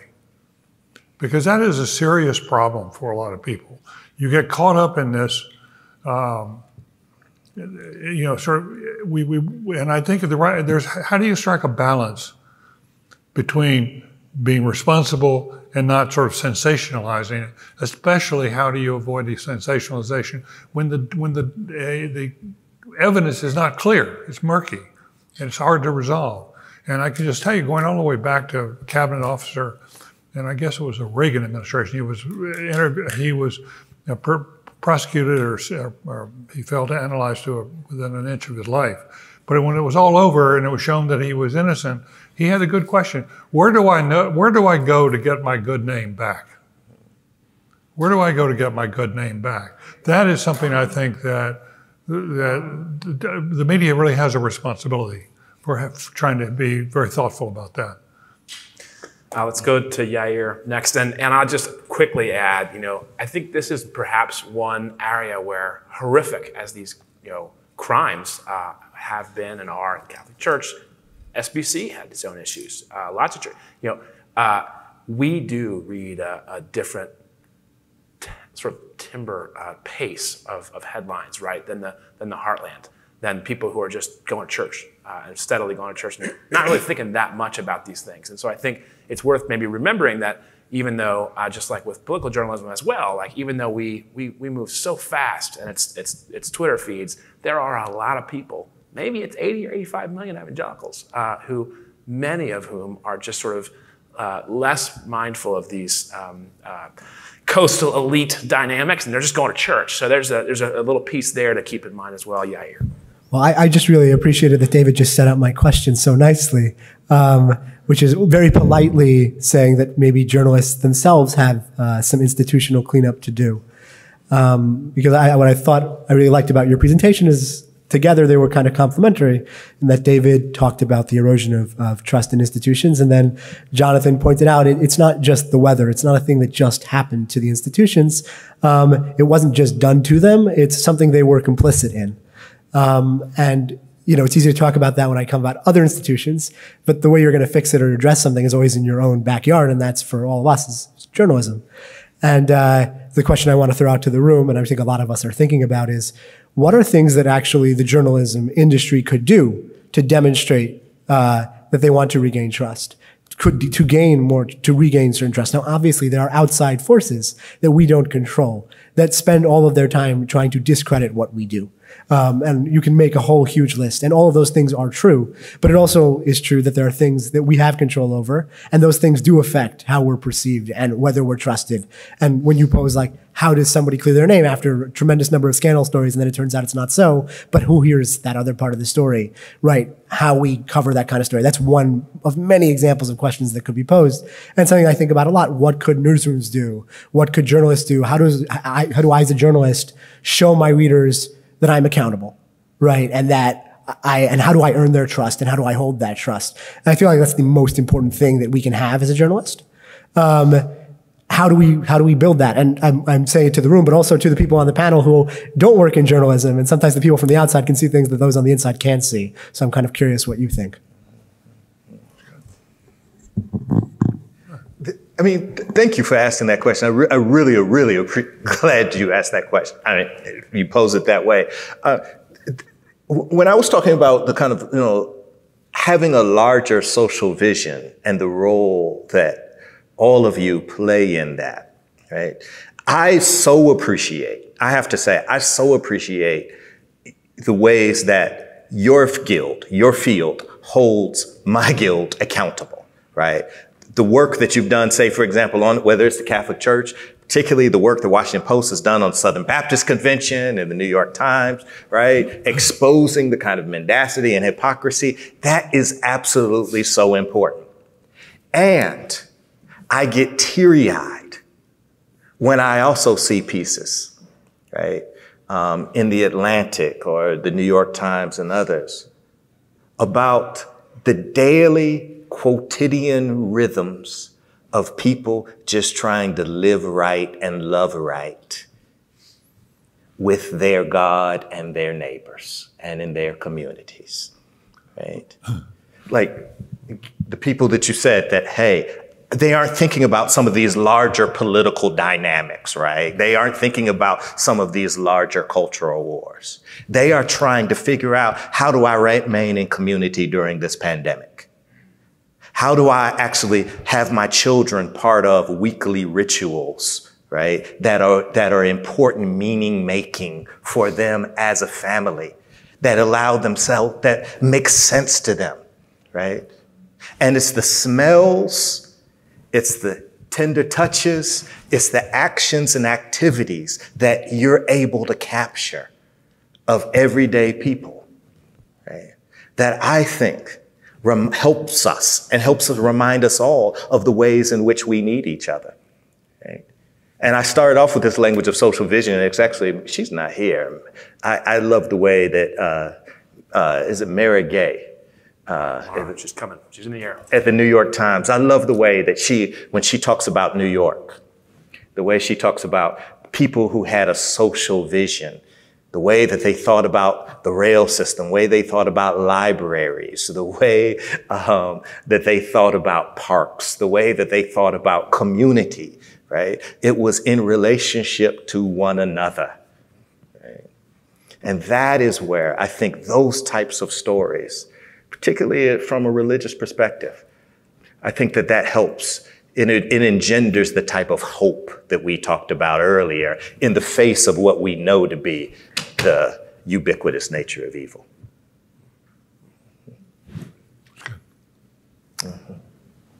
Daniel Littman from Politico. Thank you so much, both of you. I had a question for Jonathan. So you talked about the meritocracy and some of the problems with it. What about if that was de-emphasized a lot, wouldn't there be a risk that people like Elon Musk or Jeff Bezos or countless people in other fields would not be able to rise to the same extent, and that our American competitiveness and the how big the American economy is and how we create so many innovations, that there would be less incentives for that, and that you would see fewer of those people want to become famous and to contribute to society and to do that type of work, or is that just going to always be ingrained in that American individualistic DNA? Thank you. Yeah. I mean, I think since de Tocqueville, right, on democracy, de Tocqueville talked about kind of American individual, this kind of strand of American individuality, right? And this emphasis on the individual. That's always been a feature of American society. So I don't think that that's going anywhere. But I think the kind of unbridled individualism that now gets cloaked under this language of meritocracy in such a way that the prominent narrative is the one that you just provided. Right? And what we hear so much less about is something like we talked about in my world in education, right? The fact that if you take Princeton, Harvard, Yale, Stanford, right, that have less than 5% admission rates, but there are more students at those institutions from the top 1% income distribution than the bottom 60% put together. Right? Is that meritocracy? Is that what we're talking about here? Or if we talk about something like, now I know that we can shift away from it a little bit, standardized testing, particularly as a result of the pandemic, and hopefully we might not be going back to that, right? But if we're talking about if you're from a household of $200,000, right, which makes more, which on average scores 250 points more than somebody from a household of 60 to 80,000, right? Like that's what we're talking about. And it's, and so the beginning to think outside of this kind of framework, right, where we understand that meritocracy, as it's been deployed, has been a kind of a catch-all phrase to promote innovation, to promote, to move away from kind of heredity-based, in the mid-20th century, heredity-based leadership. And it maybe was a good thing. But now we have to see the fruits of where we are. And we have to be honest and self-critical about that. Right?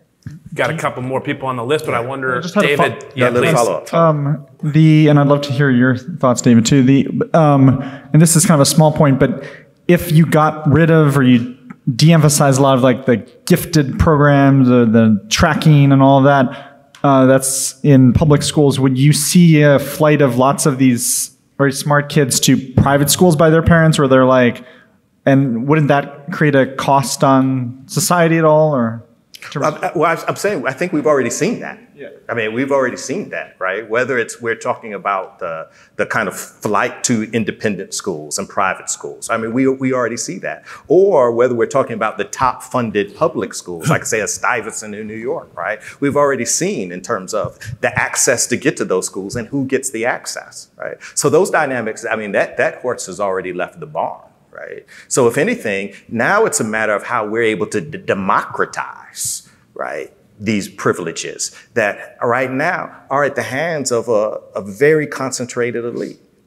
Yeah. And so the real division in American society, we often talk about, we love, particularly people in the political world, love to put the emphasis on the middle class, right? The middle class, and the poor. Right now, the biggest divide in American society isn't between the middle class and the poor, right? Actually, the rich outpace the middle class more than 25 times than that of the poor, right? So it's really between the rich and everybody else. Right? Yeah. I remember being a student, in David's class, and there was this great line. I don't remember if it was from you or somebody else, but it was that you're always speaking over at the Harvard Business School. You're getting all over the university. But the line was, remember, if you go over to HBS, 2/3 of HBS is BS. Elites matter. What else? Well, I want to come back to this because I don't think the case is as clear cut about education as it should be. I simply don't understand why, when we're all committed to improving the quality of education, when the people in the black community or in the communities want to put their kids into really good schools, they want to put them into charter schools, they were outperforming other schools. You've got volunteers coming in from Teach for America. I was on the board for Teach for America for a long time and been very involved with the city here. And we're in a situation where the left is trying to close down charter schools. And what we know is that charter schools are actually pretty darn successful. And that a lot of black families are trying like hell to get their kids into charter schools. And I just do not understand why we have continuing politics about issues like this that I think are holding back kids. The KIPP schools are run by Wendy Kopp's husband. He told me that for every $3 the KIPP schools spend on education, they have to spend $1 on politics to get the right people elected to protect themselves in order to build a charter school system. And the KIPP schools have been very, very successful. Help me understand why this is so difficult. And when there is a strong case for having teachers come in, they're not having the unions completely dominate the question of how do we get good education for kids. I'm just curious about that. But I think in response to what Daniel's question was, I guess I would say that these to me are side debates, right? When I say side debates, I'm talking about, so in other words, it becomes charter schools versus public schools, right? Charter schools are public schools. No, I'm saying, but I'm talking about in terms of the resources and the resource distribution, right. right, of them, right? And so often the debate becomes one of, oh, well, if we invest in charter schools, then we're diminishing and we're taking away from public schools, right? Like that's often the argument, right? And I'm saying like that's a red herring argument, right? That's a red herring argument where all the attention gets there, right? But what are we seeing? What we're actually seeing is not between because largely now we're talking about poor and working class and middle class folk, right? But we're talking about the kind of unraveling of society where there is a critical concentrated mass of people that aren't even in debate in that are being provided the best resources and are having the best access, right? And so it's this kind of fighting over this small piece of the pie, right? That I think if we keep our attention there, we're missing a much bigger debate. And I think that the logics of this kind of meritocracy, that was at the heart of Daniel's question, this logics of meritocracy, beginning to think through that begins to help us reframe the debate. Go ahead. Let's go next to Malika Bilal. Al Jazeera. Loved both of what you had to say. My question is for you, David, but Jonathan, feel free to chime in. And it is about the spy plane debacle you mentioned with Eisenhower. And I just found it striking that you said, after he lied to the public, he felt like it was a calamity because he felt like he was supposed to tell the truth. Now, someone who's advised several presidents, I wonder where that went. And I say this as perhaps a Black person, a Muslim person, a cynical journalist person who just expects my leaders to lie to me. And so that's not a thing that I would ever... You expect them to lie to you? Yeah, I don't want that, but I expect it. With good reason, with ample reason. Exactly, because it happens time and time again. And first rule in journalism school that I remember is if your mother says she loves you, check it out. So that's my nature, but I do wonder in terms of that level of mistrust that the public has in an institution, the presidency, where that went, where the feeling that this is a calamity that I've lied to the people has gone. Yeah. Well, I do think it was very valuable for the Washington Post to keep count of Donald Trump's lies and misconceptions. And, I think he basically was very dangerous for a democracy. And it hasn't gone away yet. I mean, this is still a very live possibility that he could become president. A bigger possibility, I think, than many people think. But it is, I think, the contrast between Eisenhower being so mortified that he had lied or was caught out or had lied, I guess it was a better place to the fact that we're all numb to the idea that a president can lie 3,000 times in a single week. And we just sort of go on about it and we don't think about it. And now, I think the greatest danger, of course, is the onset of all this disinformation. Nobody knows what to believe anymore. And I do think that it contributes to the exhaustion and the sense of people saying, well, I just don't understand. I don't want to talk about it. We've heard about June 6th and for the last month and a half, and let's go on to other things. It is we've come a long way, and it's mostly downward on the question of truth. I do think there have been some people, like a John McCain. I respected him a lot because I did think he was a straight shooter. And when he was in trouble, he went and said so and so forth. There are some people who set the standards that you have to sort of look at and say, that's really impressive. But they're not as many as there once were. It was once taken as a given that you didn't lie. When I first got into politics, there were standards on that. And the truth in some White Houses of recent note, the truth, what's considered true is what you can tell the public that they'll believe. You may tell them 3 different things, waiting to see which belief strikes home. Okay, that's the truth. And it becomes we're in this sort of nightmarish world where we really don't know from one day to the next who's lying and who's not. And I mean, it's just where we are. But I don't have the answers for it. But I think that goes to cultural points. I think it has a lot to do with when you graduate from Morehouse to Spelman, for example. You're known to be, or you're thought to be, a person who doesn't lie, a person who sort of upholds the truth, a person who is very respectful, a person who listens to others. Those things are taught, and people come out of a culture, and Morehouse and Spelman, in which they have a high degree of reliability because that's been in their culture. And it makes a huge difference. And these cultural questions, how do you change our culture? And I think it is all about how do you try to raise the standards for the people who are entering, who are becoming our leaders of tomorrow, and preparing them for that, for a more noble sense of what their purpose is. I really appreciate I just appreciate your moral commitments, David. And then I find myself sitting here thinking and this is kind of for everybody, like the difference between those who lie and, so therefore honesty or dishonesty being, having moral weight, right? So the difference between those who lie and those who are just sincerely wrong. Yeah. Right. Like how do we distinguish between, right? Because like when I think about people in, say, the world of, religious faith, right? Those who would stand and would say that women aren't fit for this. Yeah. And I think about people, people of color aren't fit for this, right? Yeah.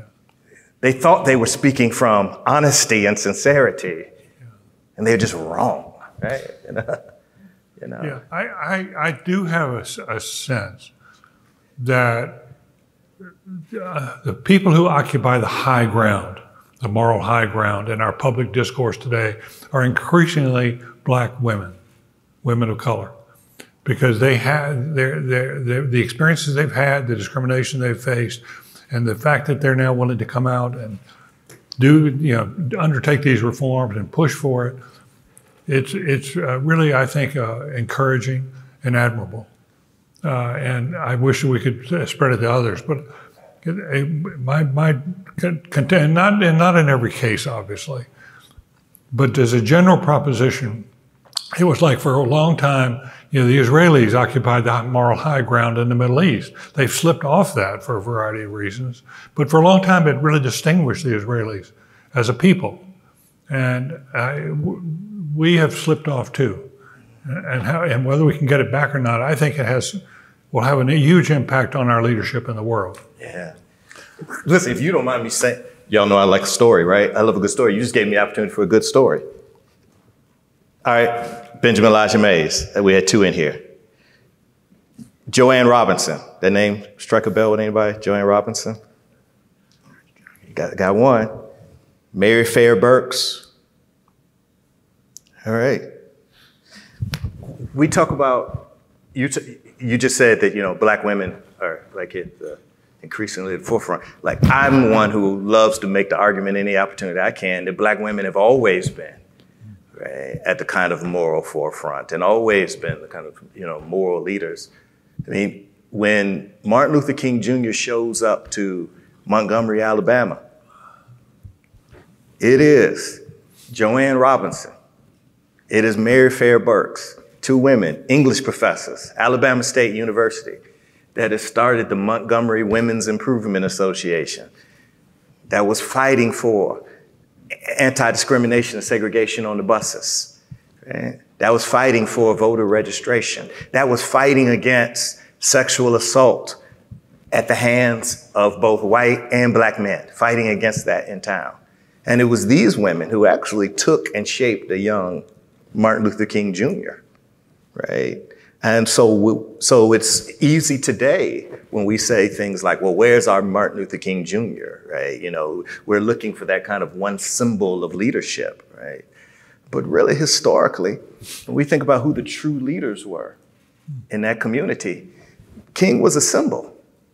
But these women, like Joanne Robinson and Mary Fair Burks, and so many others, were the leaders who were doing the ground game, right? And who were, through their institutions, shaping the moral character of next generations. So, yeah. It's good. Let's maybe jump next to Michelle Cottle, New York Times.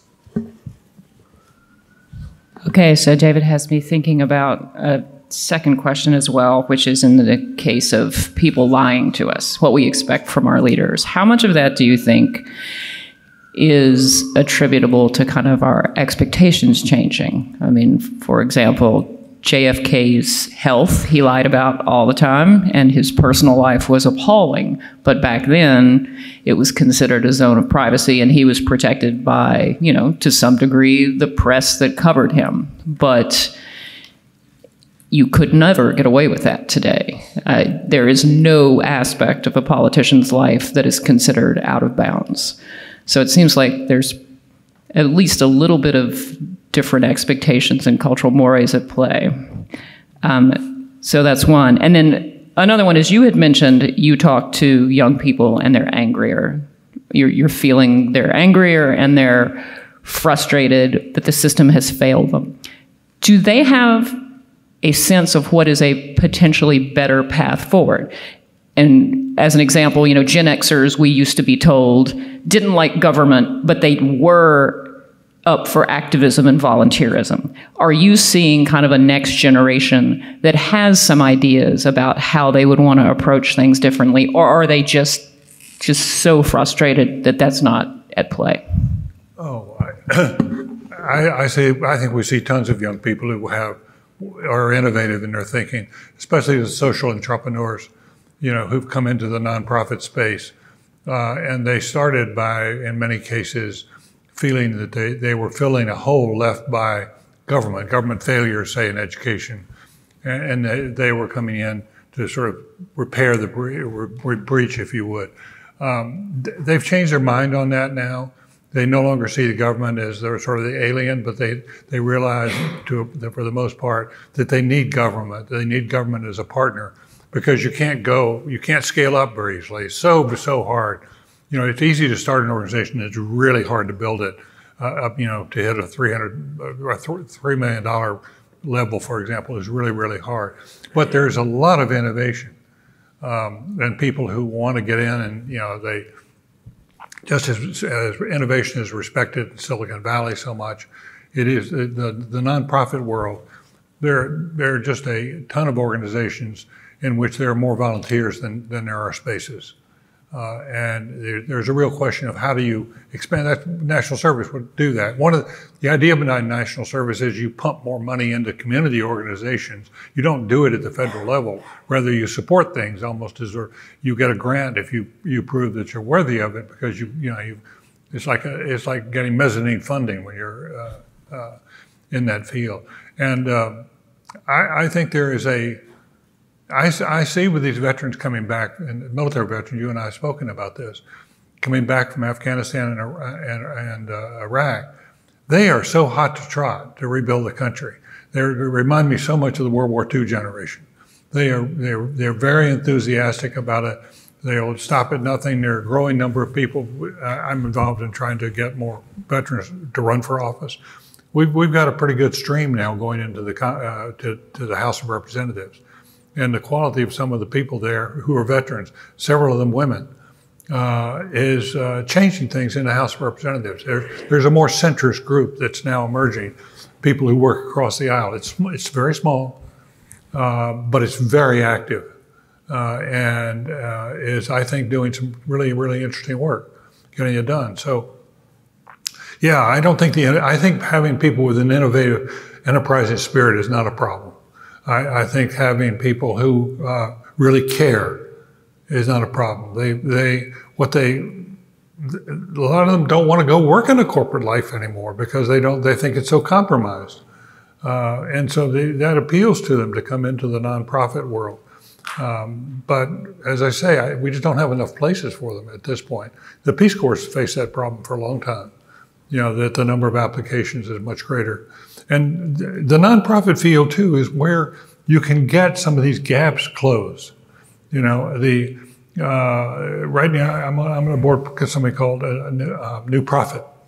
And we're trying very, very hard. So we support a lot of different nonprofit organizations. Our aim right now is to get to 50% of all of the organizations we support are going to be led by people of color. We already got the number of women up, but to get people of color in that position is really, really important. And I think, and it's where, as in the Second World War, when you had a Saltonstall who was saluting some Polish kid from Brooklyn, that democratized our country. And I do think that getting people to serve in their communities, whether it be under the banner of national service or not, to getting people to serve in their communities, I think helps to close some of those gaps. We have an incoming speaker next time, Ibu Patel. Ibu is good as a friend. Yeah. Ibu Patel is a walking example of someone who's doing terrific work. He's a Muslim out in Chicago.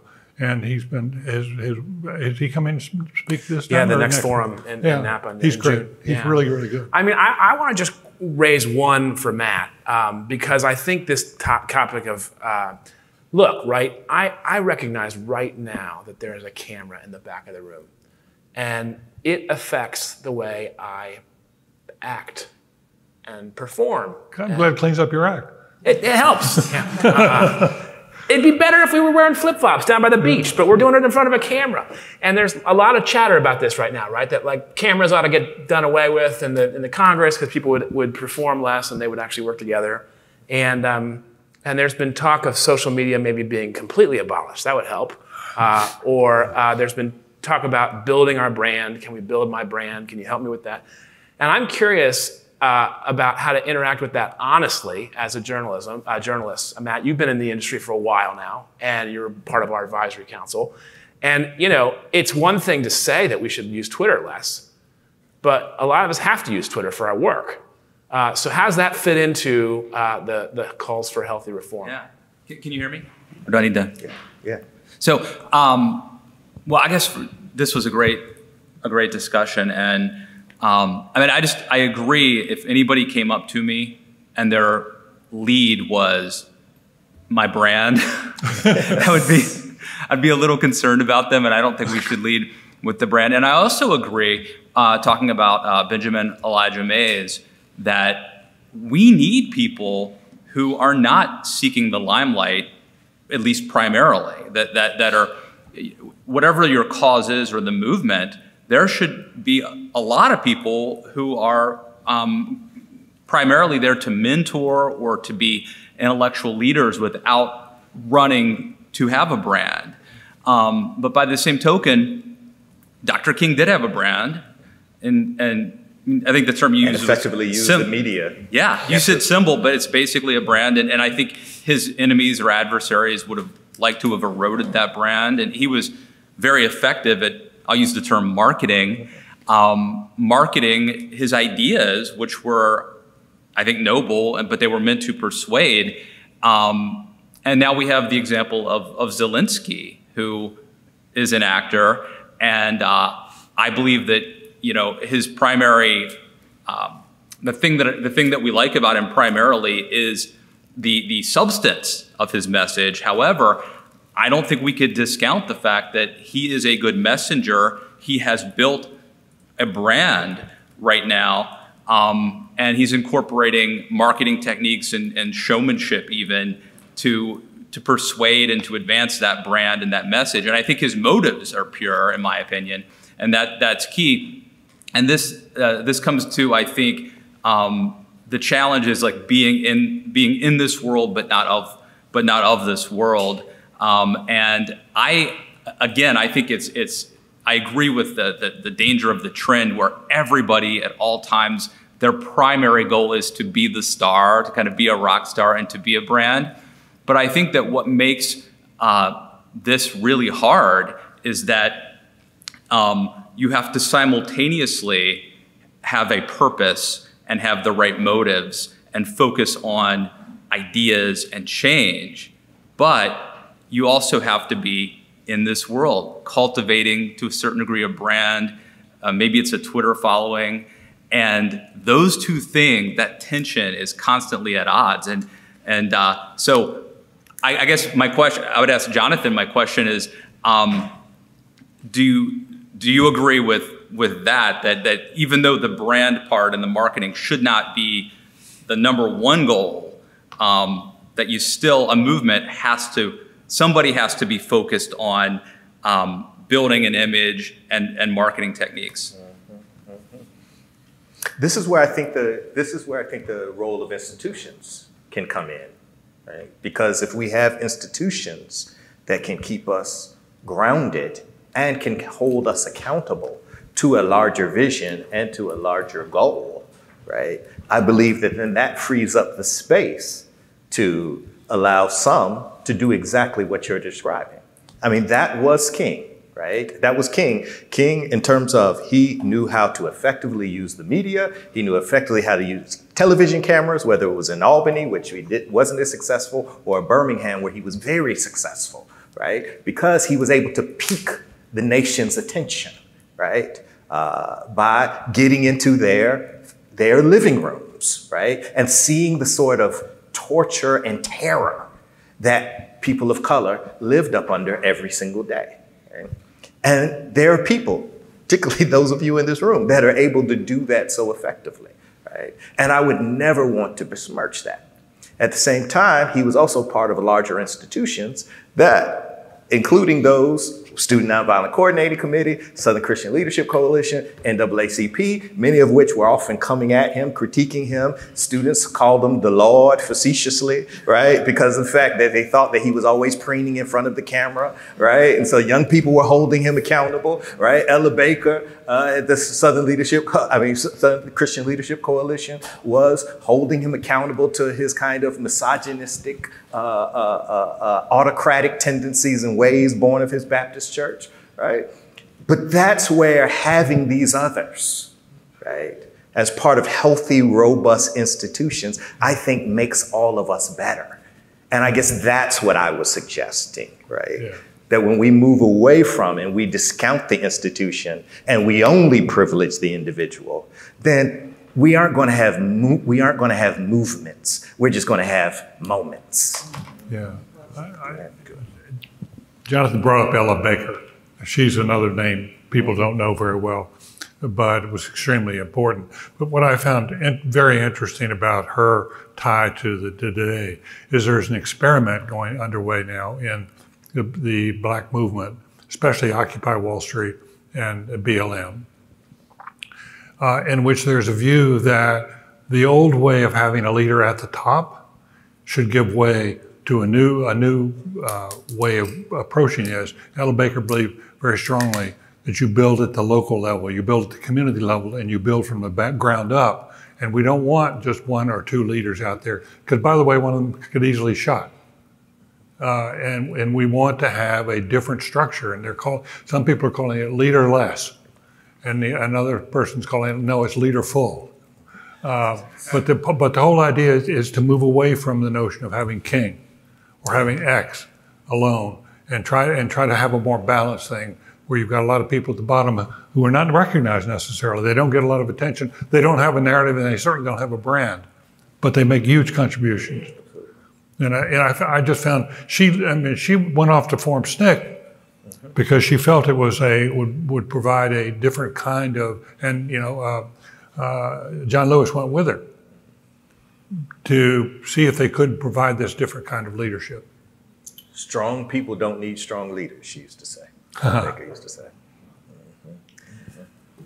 That's really rich. I wonder if we could turn to Alan Cooperman for any closing reflections. Disaffiliation, decline in institutional attachment, nuns, mental health dynamics and COVID. How do you see that? David, this is like our keeping them honest at the end of it, right? No, I'm gonna testing all of our facts that we've thrown out here. No, right? I'll make a couple of marginal, probably not insightful comments about measurement, how some of these things are measured, and then I'd like to throw it back. I have a question for each. I think it's been fantastic, and everything I'm going to say is just to reinforce the points you've made. David, you talked about trust, and you talked about trust in institutions in particular, and you talked some about trust in political leaders. There's a third way that trust is often measured, and that's sort of general social trust. General social trust. And it's classically asked in a polling question that goes something like this, and I've always found this question amusing. I hope you all like this. I don't know who invented this, but it goes like this. Can people generally be trusted, or can't you be careful enough? And that's the way the question's often asked. And all three of these things, trust in political leaders, trust in institutions, and generalized social trust, they've all been declining for some time. David, you mentioned, you said there were three institutions in which institutional trust have remained pretty high and fairly stable, and you got two of them, military and small business, and you couldn't remember the third. I believe the third is science and scientists. At least that's in our poll. Yeah, scientists. Yeah. Yeah, that's one I was missing. Yeah. And then, generally, all of these are down. Some are down more than others. But I think a really interesting factor that we haven't talked about very much is which of them have become more politically polarized. So trust in media, trust in the Supreme Court, and trust in higher education most recently are the ones that have become most deeply polarized, and were not so deeply polarized that long ago. Then Reverend Walton Jonathan talked some about the rise of the nuns, and also talked about indirectly congregational membership. So what's actually fallen below 50% is congregational membership. The share of Americans who say they belong to a congregation. That's a little bit different from affiliation, which is, do you have a religion and what is your religion? It's also down, but it's still up pretty high. It's still around 70% of Americans who identify with a religion, and it's above 60% as Christians. So it's about 64% Christian in our polling. Depending on how you answer the question, you find somewhat different numbers. Interesting thing is that oh, and also you mentioned just briefly a little bit measures of religiosity, like church going. Do you go? Do you believe, et cetera? All these things are down. And a few institutions have remained high. Social trust is down. Trust in government in general is at an all-time low for all the period that it's been measured in sort of modern polling. I think what's kind of interesting, though, is that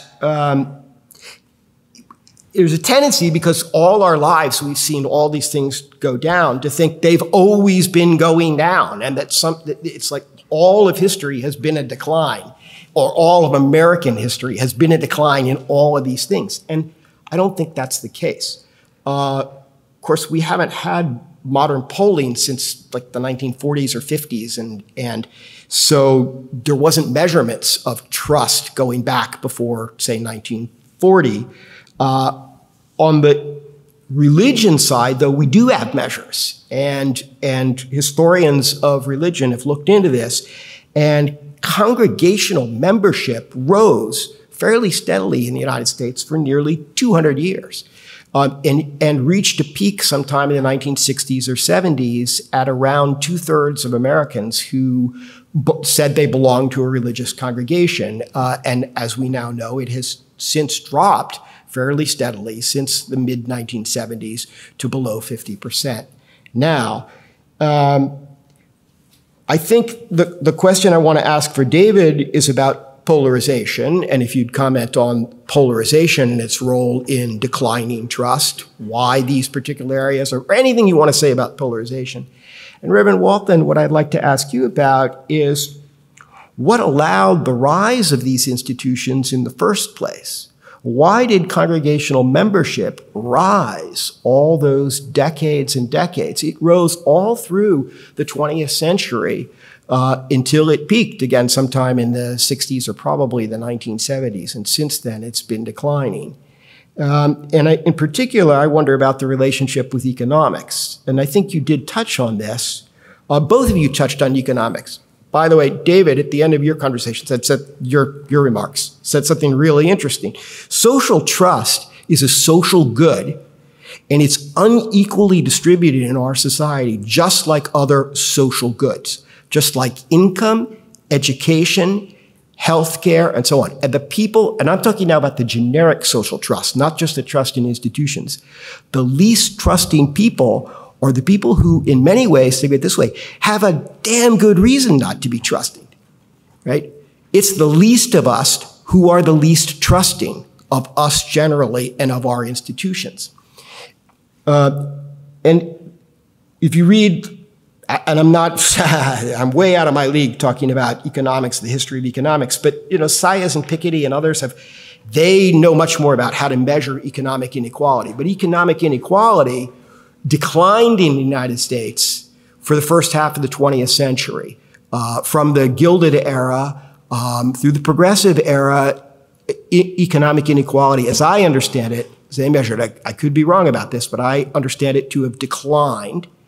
And economic inequality began rising again in the 1960s and 70s, around the same time that these institutional declines began. And I wonder whether that's cause or effect. And I wonder, Reverend Walton, whether you'd speak about that. Thank you both. Fabulous discussion. Alan, what were the three most polarizing issues? One was higher education. Higher education is new because even just a decade ago, attitudes toward higher education were not deeply politically partisan. Yeah. Now, as I'm sure all of you know, Republicans and Democrats have very different attitudes toward higher education, and Republicans are much more skeptical of higher education than Democrats. Supreme Court has become more polarized, and interestingly, it has trust in the Supreme Court has declined on both sides, despite overall, but it's become much more polarized. And media, as you won't be surprised to know, has also become trust in media has become deeply polarized. I can go. Go ahead. Okay, fine. I think for a long time, polarization or differences in opinion didn't matter that much because they weren't that deep. We had a lot of disagreements, but political scientists back 20 years ago pointed out, hey, but they're not that deep. We actually work together reasonably well. And I think that all of that has sort of disappeared. Whether we're at a point that we should be talking seriously about the possible breakup of the country, I think that's premature. It sold a lot of books, but I think it is pretty premature. However, I think we've reached a point where the level of polarization is quite dangerous. And it's pulling us apart at an accelerating pace. And I just have a lot of concern. Michelle and I talked about this last night. Where our politics will go here. If the Republicans went back to the House, I think it'll be very difficult for Biden to govern. She believes it's probably a little easier, but nonetheless, then you go into 2024, there's a good chance that Biden won't run, or he'll be persuaded by his party not to run. They will then, the party, if that happens, there's going to be a huge fight over the Kamala Harris question that could easily split the Democratic Party apart. And so you can see gradually things could get easily worse, or alternatively, there is a Trump victory, or there's a Trump lookalike victory. You know, DeSantis or someone like that, continues to rise as he is. When in the 60s, I remember we used to talk about the most dangerous thing this country could have was a smart George Wallace. You know, DeSantis is a smart DeSantis. And it's worth knowing that. And given all that, our politics this could be a very, very rough period. And I just think almost inevitably it's going to have rough edges. And I'm not sure where we come out, but that does not mean in the long term.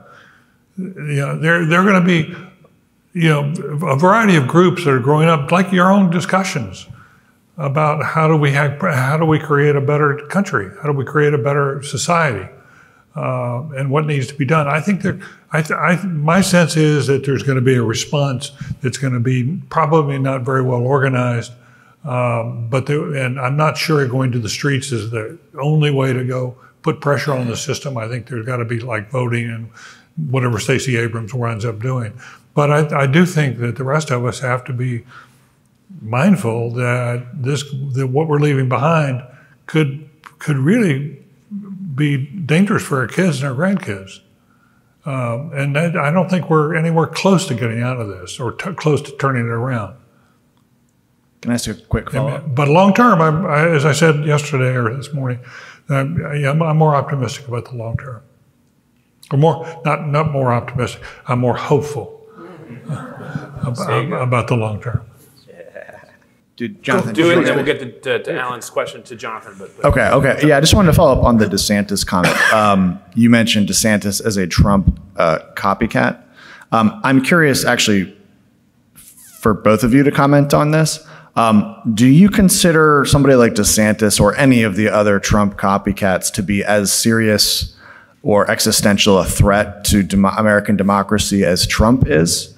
Or do you consider them to be similar in some ways, but not as much of a potential existential threat capable of doing something like January 6th?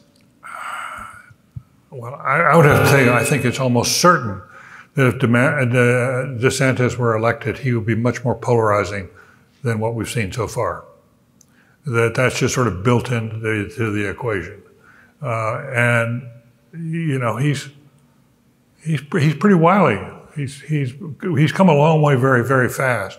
I don't see anybody else in the Republican Party who comes close to, you know, some people think Pompeo will be, who's now lost 60 pounds or whatever it is, that he's a smarter guy than it looks, and you ought to keep an eye on him. That may be true, but I think DeSantis has really, you know, there's a division you find here in Florida about it. Most people are for DeSantis, but people you would think were not terribly interested or were sort of center-right, they're all the way over on DeSantis. I'm astonished when I have some conversation with people I otherwise think are pretty bright that they can't say enough good things about him. It's strange and odd, and I think, as I say again, I think it threatens much deeper polarization. I think it becomes much harder to get out of it. It becomes much harder to put together coalitions that rise above. I mean, where do we find on the right now people who can escape the Trump deal and still be a viable person? You know, if Romney were 10 years younger, I think he would be one of the kinds of people you'd look to.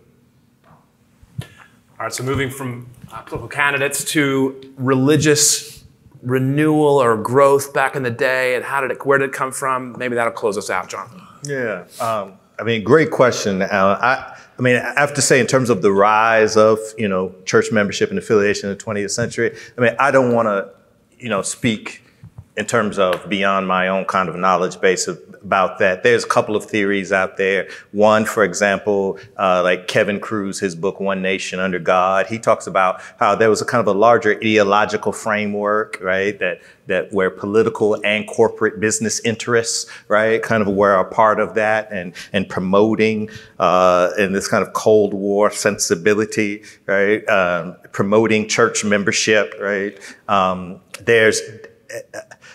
I actually tend to come down more on that it's a matter of kind of mobility and creating what some social theorists call kind of imagined communities. When we see increased mobility in American society, Darren Dochuk, for example, has this book called From Bible Belt to Sun Belt, right? And it was as white evangelical migrants began to move that they began to affiliate, right, with like-minded people, and that helped spur church growth membership. That would be more consistent with what we saw within African-American communities within the 20th century.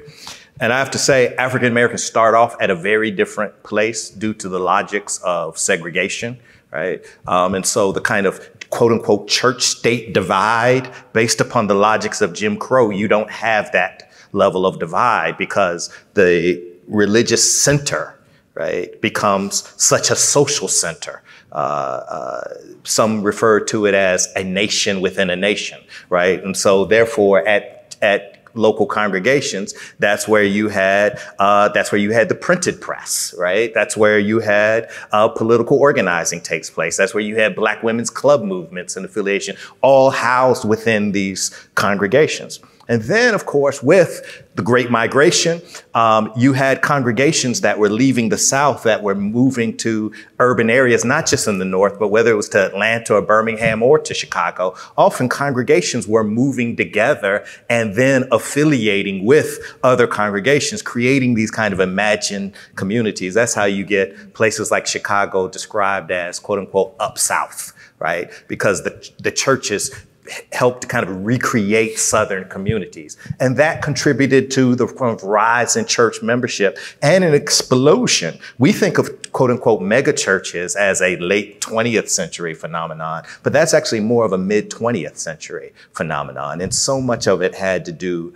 with the Great Migration and the kind of imagined communities that were the social welfare sites, or, you know, were the sites of education, were the sites of journalism within African-American communities, churches being at the center.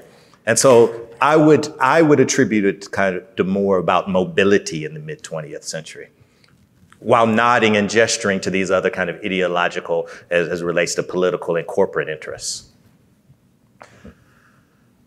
Really great start. Thanks to our speakers, David and Jonathan.